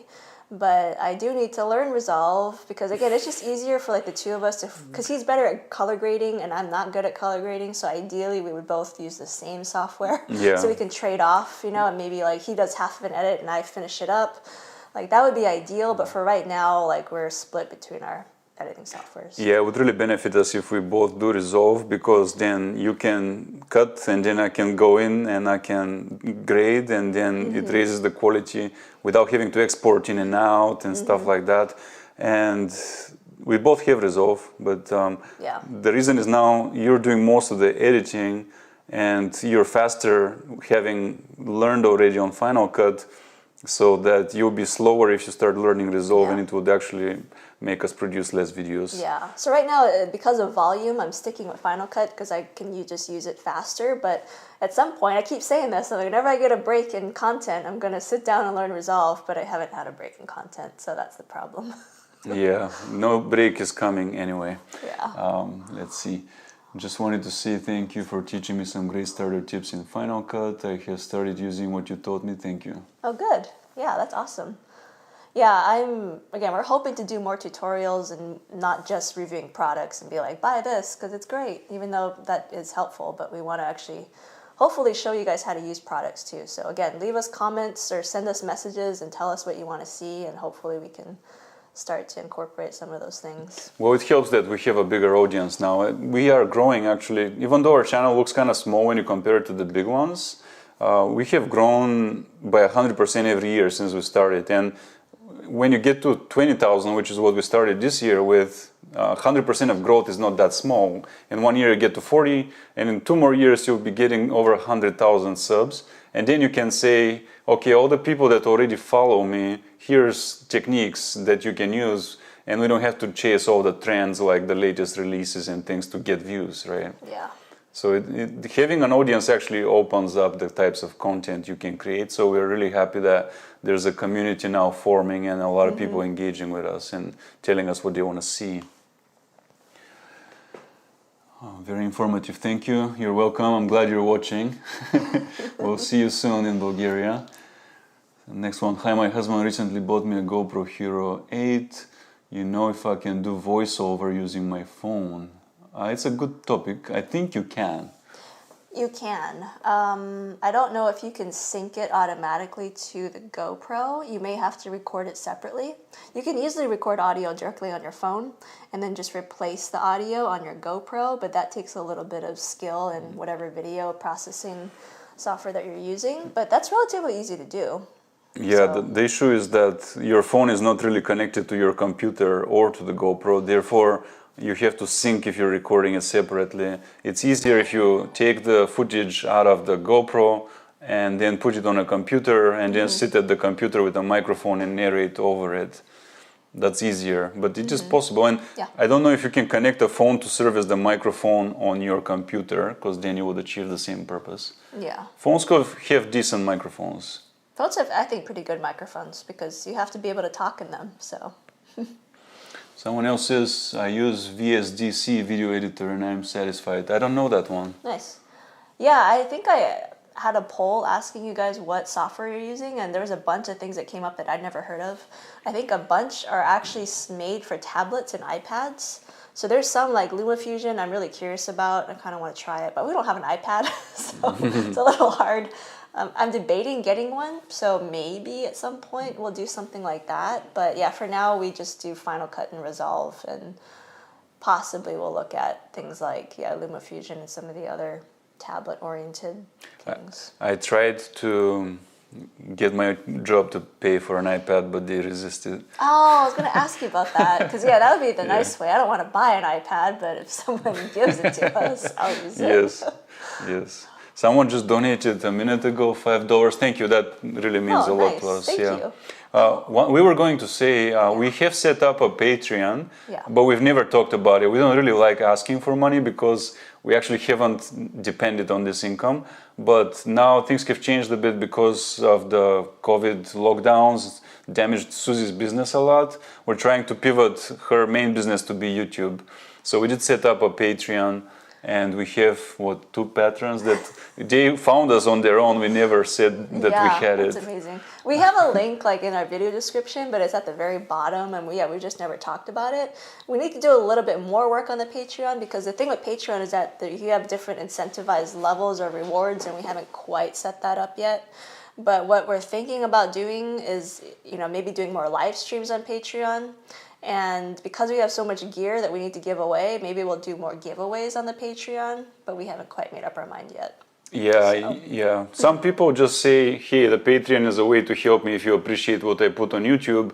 Some people try to incentivize the patrons by giving them exclusive content, which would be very time consuming, and we already have 2 channels. So we haven't pushed in that direction. We're more on the first model where, yes, we give you a lot for free on YouTube. If you appreciate that, you can support us. So yeah, we'll have a separate video talking more about Patreon when we figure out what exactly we're going to do with it, but we'll leave a link down below in case you want to check it out, because it is there. Yeah. I am a subscriber and love watching you guys. Question, I'm new GoPro 9 user, and I have noticed that after I take a video and go to edit, I notice there is a cut in the sound. Is that when you're shooting like a long clip? Like usually, I don't know what it is, 5 minutes, like every GoPro only films in 5-minute increments, and so it like cuts your clip from, like, if it's long, and it separates into 2. And unfortunately, there's no way to fix that. That's just how it is. And I hate that too, because sometimes I'm talking, and in the middle of like me talking on the GoPro, it like cuts, and then there's like this awful like clip noise. So the best solution is to just use a crossfade in your software your video editing software to try to smooth that out. But that's just how it is, unfortunately. Yeah, if that's the kind of cut you're experiencing, the GoPro does do that. We'll see what the 10 does. If it's any other cut, let us know. We haven't experienced another kind of cut in the sound. We have another one. When using your lavalier microphone in a small fluffy dead cat, do you keep the small phone over or under as well? I think no. I think we removed them mostly because they fit snugly. They fit tightly, so you have to replace them usually. So yeah, we don't really use the wired lavs too much. Whenever we do, it's usually for a client project, and we're usually indoors, so I don't usually have the dead cat on it. So, but yeah, we're searching for a new lav mic right now, a new wired lav. So that might change. But yeah, right now I don't really use the dead cat. But if I do, I would probably take it off. If we were outside, you actually have to have it. These foams are not enough. But yeah, I almost always film indoors with those. I haven't had an outdoor situation yet. Adventuring Art says, I have used Buy Me a Coffee and it's similar. We should look into that. Yeah, I've heard about that one actually. Yeah, we should set up whatever people are prone to using, we should have it as an option. Yeah. We also have a single donation through PayPal. There's a link on our About page, I think. Yeah, because the Patreon is like a monthly thing. And I get that maybe you don't want to do monthly, but there is a one-time donation too. Roger says, you two are the nicest, friendliest people I've met on YouTube and beyond. I wish you three the best. I know you will continue to succeed. Thank you for answering questions. Very nice comment, thank you. Thank you for being here. Yeah, it would be really actually kind of dismal to put out content and get no traction and nobody cares. So the fact that we get all this, and especially for the last 9 months or so, we've been getting great feedback, very genuine comments saying they appreciate what we do and they like us, which is nice. You know, we never actually set out to be famous YouTubers or anything. It was kind of spontaneous for us. Yeah, I can't even say exactly when that moment was, but I think it was, just noticing that our gear stuff was doing well. And we're like, we have a lot of gear. We can keep talking about gear. Yeah. So we just did. Yeah, we never thought, we're going to go and make it big on YouTube and that's going to be our thing. Yeah. We kind of fell into it just because of our natural hobbies and tendencies. Yeah, so now it's become our main thing actually. I'm thinking it's the retirement plan when I quit my job. Hopefully, we'll see. Yeah, so at this point we're serious about it, but it really is the community that keeps you going. Otherwise, it doesn't work. And some channels more so lend to having a good community, while some is like a background of a stream for 4 hours. You know, I don't know what kind of community you would get on that premise. But people do, so there's all kinds of communities out there. Yeah. The video is about 5 minutes, reformatting the card. No, that wouldn't make a difference. GoPro doesn't have the capability of shooting continuously beyond, I think 4 gigabytes is when it cuts. So it does end up being near 5 minutes. So they would have to upgrade things like the processor, the file system, and so on. Hopefully they do. Some cameras did that. So when first the mirrorless came out, they would do that too, they cut. But now they don't here. So at this point they have improved, but the issue with the GoPro is you can only fit so much technology in so little space. Yeah, so I agree. I think they do need a new processor. Hopefully that's coming on the Hero 10. But yeah, with that said, it's such a tiny camera and you can only get so much out of it. So like low lighting, I don't know if low lighting will ever be good on a camera of that size because it isn't very good on crop sensor cameras either, and those are a lot bigger. That's a good topic too. It comes down to photosensitivity, right? Which is what film did through ISO. They tell you what grade of photosensitivity you have.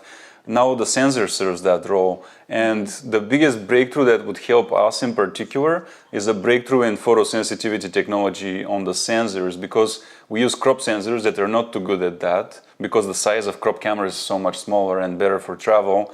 And then the GoPro itself too, same story. It's very bad at low light. So what we want to do is some giant breakthrough from some genius that makes smaller sensors capture more light. That would be nice. I don't know if that's coming, but that's what we want. We know many are, I think Samsung and Fuji and many others are trying to invent that, but obviously they haven't because it's not on the market. A question by Andres, what was your first camera ever? What about you? Ever? Probably a little point and shoot. No, actually I had a film camera. I didn't, but it wasn't like manual. It was one of those just automatic film cameras, and I think it may have been an Olympus back in the day, but I didn't really shoot film. Like people are like, oh, I'm nostalgic for developing film and shooting. It's like, I never really did that. I just had automatic like point shoot film camera, but that was probably my first camera. Mine was like the cheapest possible film camera. That's like the little piece of plastic, and then you feed the film into it. I shot probably 2 rolls of film, and I got out of it when I was like 10, 12 years old or something. And later, I accidentally became a photographer. It was kind of funny. The first big camera I bought was D80 by Nikon. Yeah. My first was a Nikon D40, and I also got into it by accident. Yeah, which maybe is a funny topic to talk about. Like, I got into photography accidentally because I was looking for web developer jobs, which is what I do, and I found a job to enter the field, and they said, yeah, so you can run our website. Oh, and by the way, you have to take photos of all the new products and put them up on the website. And they hand me a camera during the job interview, and they say, go take a photo, Photoshop it, and put it on the website to see if you can do the job. I was like, oh shit, now I gotta learn to take a photo real quick. But because I was good at Photoshop all along, I was able to get that photo to look good. And later on that job, I learned how to work in a studio, take a lot of product shots, and it was amazing learning. But I never set out to be a photographer at all. Yeah, I started kind of similarly of like, I was working in finance, I hated it, it was like the worst thing I ever did, and I just needed something else, because I worked so much, I didn't really have friends, I didn't have any hobbies, I just moved to Seattle, so I started going to concerts, and then I met concert bloggers that way, and so I became a concert reviewer, where I would write about concerts, which is really funny, because I didn't know anything about music. Still don't. I know, I still don't. I'm awful. I don't know jack about music, but I had to write about music. And it was for free. I wasn't getting paid, but it just gave me something to look forward to or some meaning in life. so I did that. And same thing. They were like, oh, you can write really well about concerts, funny enough. They were like, but we need photos. So why don't you learn how to take photos? And I was like, okay, I guess I'll just figure out how to take photos. And I learned in the hardest situation ever, which is in dark concert venues. You're not allowed to bring lighting, you can't have flash, you get 3 songs and you got to shoot it all. And so yeah, my first concert photos were awful because I had this little Nikon D40. I didn't know what I was doing, but yeah, I don't know, for some reason it was like, you see how bad the photos are and you're like, I want to do better. So just because I wanted to make them look better, I just started learning about cameras and how to shoot more. I think it's funny what you said for 2 reasons. One is you're always really embarrassed whenever YouTube or Facebook shows your old photos with your first point and shoot. Yeah, on Facebook it's like, oh, from 12 years ago or whatever, when you went to Europe. Yeah, so, oh man, they're bad. And also the second thing is when I met you, you had never shot outdoors pretty much because all you had done is concerts. Yeah. And we went to the mountains and I'm shooting and you're like, oh wow, the settings are so different. So yeah, it's weird. It's like if you want to learn your camera really well, like how to shoot manual, then shoot in a concert environment because you have to learn how to shoot manual. You cannot put your camera in automatic. So you learn that, but then it's hard because when you go outside to lighting, you're like, wait, I have light. What do I do with light? Like I struggled. She literally said that when we were out shooting together for the first time. I was like, I only shoot outdoors. Most people do, right? But I didn't know what to do with lighting. I was like, oh, I could have a shutter speed that's faster than 1/60th of a second? Like, what do I do? Yeah, pretty funny. Yeah. Yeah, and so that's kind of crazy because soon after you quit your job and you became a full-time photographer, and you actually succeeded, which is a credit to your dedication, actually. That was funny too, because I had started doing food or restaurant photos, and I didn't know anything about restaurant photos. I just went, and my early ones too were awful. They were crooked, and I didn't know what I was shooting. And so I guess I have this weird thing about getting into things and not fully knowing how to do them and somehow making them work. Because video is kind of the same. It actually has to do with learning styles. So we have different learning styles. Like you learn through doing and you start doing it a lot. And I do it for like a more longer approach where I inquire and I get my mind wrapped around it and then I absorb all the information available and then I go into something. Because I have an engineering background, and that's how you do engineering, right? Yeah. But you just go at it hard. I just have to jump in feet first and make a lot of mistakes and, really cringe at myself. And then, then I learn that way. That's how I learn everything. Right. We should look into setting up a Discord. I agree. That's probably the best way to run a community these What even days. is that? It's a chat server, so Okay. you can have your private one, just like a channel, and you can have your people. We watch some YouTubers that have that. They always talk about it, but I've never looked at it, so that's the thing. Yeah. I don't know what it is. Yeah, so we can set up a Discord, and it doesn't matter if you're there all the time. People Okay. can pile up their Yeah. communication, like questions or whatever, suggestions. So we should look into setting one up. That sounds cool. Yeah. Yeah. I'm shooting on GoPro Hero 9 and Panasonic Lumix 9. Have you guys ever thought about Micro Four Thirds? What are your thoughts if you are familiar? I don't really know much about it. It's just a smaller sensor, right? Smaller Yeah. than even crop, right? Yeah, I have an opinion Yeah. about it. We haven't fully gone into them or tried them very much. Maybe just held it somewhere someone else have had it. We don't want to go smaller than a crop because we already have bad limits when it comes to the sensor. When it comes to low light with the Fuji, you have to put it away. And for Micro Four Thirds would make that worse. Though the smaller the sensor, the easier to stabilize, which is why Panasonic has been really good at stabilizing their cameras. It's not the best technology for some magic reason, is because their sensors are smaller and it's easier. For a lot of YouTubers, that's the holy grail though, the Panasonics. Yeah. So I think because we started with a photo background, we're just more inclined to use bigger cameras, like at least crop sensor. But I'd never, well, I guess besides my beginner cameras, I went to full frame. And it was really weird for me to finally buy a crop sensor with the Fuji again, because I've been using full frame for so long. But I think that's our photography background speaking. If we had jumped into it video centric, then we probably would have looked at Micro Four Thirds. Yeah, the other thing with Panasonic is, at least before, they didn't produce the best looking image. So we came from, you had Canon for a while. Canon Still is do. superb at image quality, Yeah. and so is Fuji, which was my background. And we didn't want to lose that shiny, awesome image that you get from those two systems. So when we see a Sony or a Panasonic, we're kind of like, I don't know. But they've gone a long way. And you can also grade them, but then that adds time. The biggest reason we use Fuji is that your film comes out almost professional looking from the camera. Yeah, we rarely need to do like any color grading. It just looks so great at a camera. And again, I don't like color grading. I guess you don't mind it, or you're definitely better at it. I like it. I It's don't fun enjoy to me. doing it. But it actually adds to your workflow, and anything that does add to your workflow means you're gonna make less content. So also another tip for whoever was asking about YouTube, it's quality over quantity. You don't want to spend too long on a certain video, just put it out, keep pumping the production line. Or quantity over quality. It's quantity, yes. I was like, wait a I said that minute, the other way. Yes, on YouTube, quantity matters a lot Yeah, more than quality. It really does, yeah. Because, and here's the sad thing about YouTube, it doesn't know what video is good. It waits for metrics to pile up, but many good videos never see the light of day as far as a Yeah. broad audience is concerned.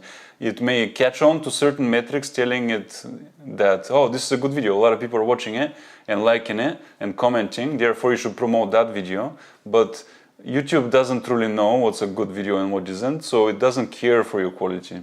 It doesn't. Like, so make a video, any video is better to not make a video. Another question, I have a GoPro 7, the 9 sounds great, but I am put off by so many folks still saying they have performance issues, losing footage. How do you rate it? Well, yeah, it's no secret. There still are performance issues. At the very least, the startup time just takes a long time. There are occasional freezing bugs, the touchscreen sucks, all that stuff. But for us, like we've said it in several of our videos, of just the quality is good enough for us. And so we're willing to deal with the issues for the quality that we get. But I totally understand people that, you know, don't want that at all. And that's why people are going to the Osmo Action or the Insta360 instead. It is a hard trade-off, yeah. So with the losing footage is terrible in particular. So we have lost footage, what, 2-3 times on a GoPro? Yeah, but I always say, and even so this happened last weekend too, where it kind of messed up our card, but it's usually because we've tampered with the card, like we've taken some footage off. So if you format your SD card, put it back in the GoPro, it tends to not mess with your footage. But it can. But it can. It can in any Yes, situation. it can. It's bad. Like GoPro honestly needs to be introspective, self-critical. They need to be They need embarrassed. to listen to feedback. Yeah. Like, I just feel like they don't. Yeah, but with that said, the 9 is a much better camera than the 7. The image looks so much better. It's like colorful, shiny. The 7 is more dull. It's less stabilized. The microphones are a lot worse on the 7. So you will gain a lot by buying a 9. And I think I am going to do that topic of should you still buy the Hero 7 in 2021 and kind of stack that up against the Hero 9? Because people are asking a lot about the Hero 7. I guess a lot of people, including us, like the Hero 7 was our first dive back into GoPro. So I understand why a lot of people bought the Hero 7. And so, yeah, we'll talk more about that in another video. Yeah, we'll make a video because we now have each model starting with the 7, 8, and 9. We're going to buy the 10. I guess the price, well, already having it, you wonder, should I upgrade, right? At what time is it good to upgrade? Yeah. It depends on what you do. Like, are you going to use it to its full potential, or are you rarely going to use your camera? I would say if you're just doing little family clips here and there, you're totally fine with the 7. But if you actually want to put out good content, you probably need the 9. Yeah, that, and I guess previously GoPro's release cycle was every 3 models, so you could wait every 2-3 models before they made a really big breakthrough in their technology. So they've kind of been straying away from that lately. So we'll see what happens with the 10. But I would imagine, yeah, probably if you're on the 7, the Hero 10 would be a good upgrade. Should be a very good upgrade for you. Yeah, it will be pretty amazing when you stack them together. You're like, Yeah, GoPro does improve, and it's kind of amazing. You may not feel it because they release so often, but when you look back and you're like, wow, it's only been 3 years, but this looks like trash compared to what they used to make. That's why I really want to compare the 7 and the 9. I've done the sample footage. I just need to actually make the video talking about the sample footage, but I've already compared them, and I'm like, wow, yeah, the Hero 9 does look a lot better, I think, than the Hero 7. It does. Yeah, and funny enough, when we first started our business and we went to Belize to work for our first client ever, we bought a GoPro 2. I still have it. I hate it. Yeah, so we were at the Coral Reef in Belize, one of the most amazing places for underwater video ever. And we took that Hero 2 and we tried it and we were so disappointed. You're missing the worst part of this all, which is I went to go swim with sharks. I was holding a shark. Yeah. And you actually did it. I didn't. You stayed in the boat. But I got out with the sharks and I had this GoPro. And I think the one photo we did take was with the GoPro. I gave it to somebody and they took a photo, and it's so damn blurry. It's blurry and fuzzy. Yeah, so it looks horrible. And it's dull. And so we were like, I thought this camera worked underwater. The promo video was so good looking in the store. Why does this GoPro Hero 2 suck so bad? And we were so disappointed. It took until the 7 till we ever buy another one. Yeah. We swore it off like we're never buying a GoPro again. That's true. Yeah, we thought it was total garbage. So it was actually a funny thing that we got into GoPro hard when the 7 came out, and you bought it on a whim. I was actually surprised because we hated the 2 so much. Yeah, he comes back from India and he's like, "You bought a GoPro?" I was like, "Yeah, I did." But so why we bought a GoPro though is we started watching travel vloggers. We started watching in particular. There's this guy, Gabriel Traveler.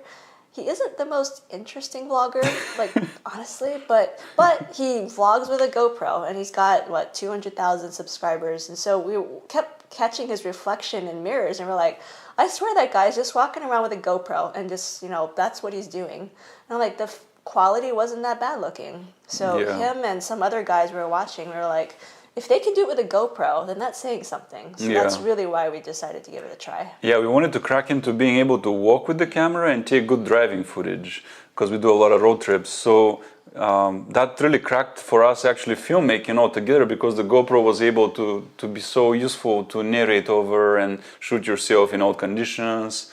And it really helped us. And on top of that, it really helped our gear channel because all of a sudden we got a lot of views for our GoPro reviews. I don't even know why I reviewed that camera. I really don't, even though it's like one of our top viewed videos, which is embarrassing because that's just an early video. I won't even watch it today. The GoPro 7 review, that is. Yeah. And it's, I think, over 200,000 views now. It's a little scary because, I didn't know what I was doing back then. Yeah, but that's when our channel took off, when we bought that GoPro, even though it was against our better judgment because we had been very disappointed at the version 2.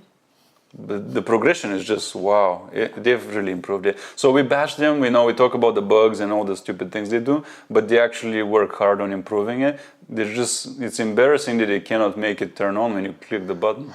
They work hard on improving it, but they need to work harder. Yeah, well, they need to work on quality control. They can't release the half-assed product because they have to meet their yearly release cycle every time. And yet they do. Why But do they do that? Yeah. So I think they do it for financial reasons. So GoPro is not in a good place financially. Yeah. And their drone went under and things like that. So they've had hard time actually breaking through that. We'll see. So now they're selling sunglasses instead, because that just might be the next big thing for them. Well, they started as a surfer company, right? I guess. So sunglasses make sense. I guess. Yeah. Someone says I have the GoPro Hero 7, but I plan to getting a 10. It would be a great upgrade. That would be cool. At this point of the year, anyway, almost anyone should wait for the 10. I would think so. Yeah. Yeah.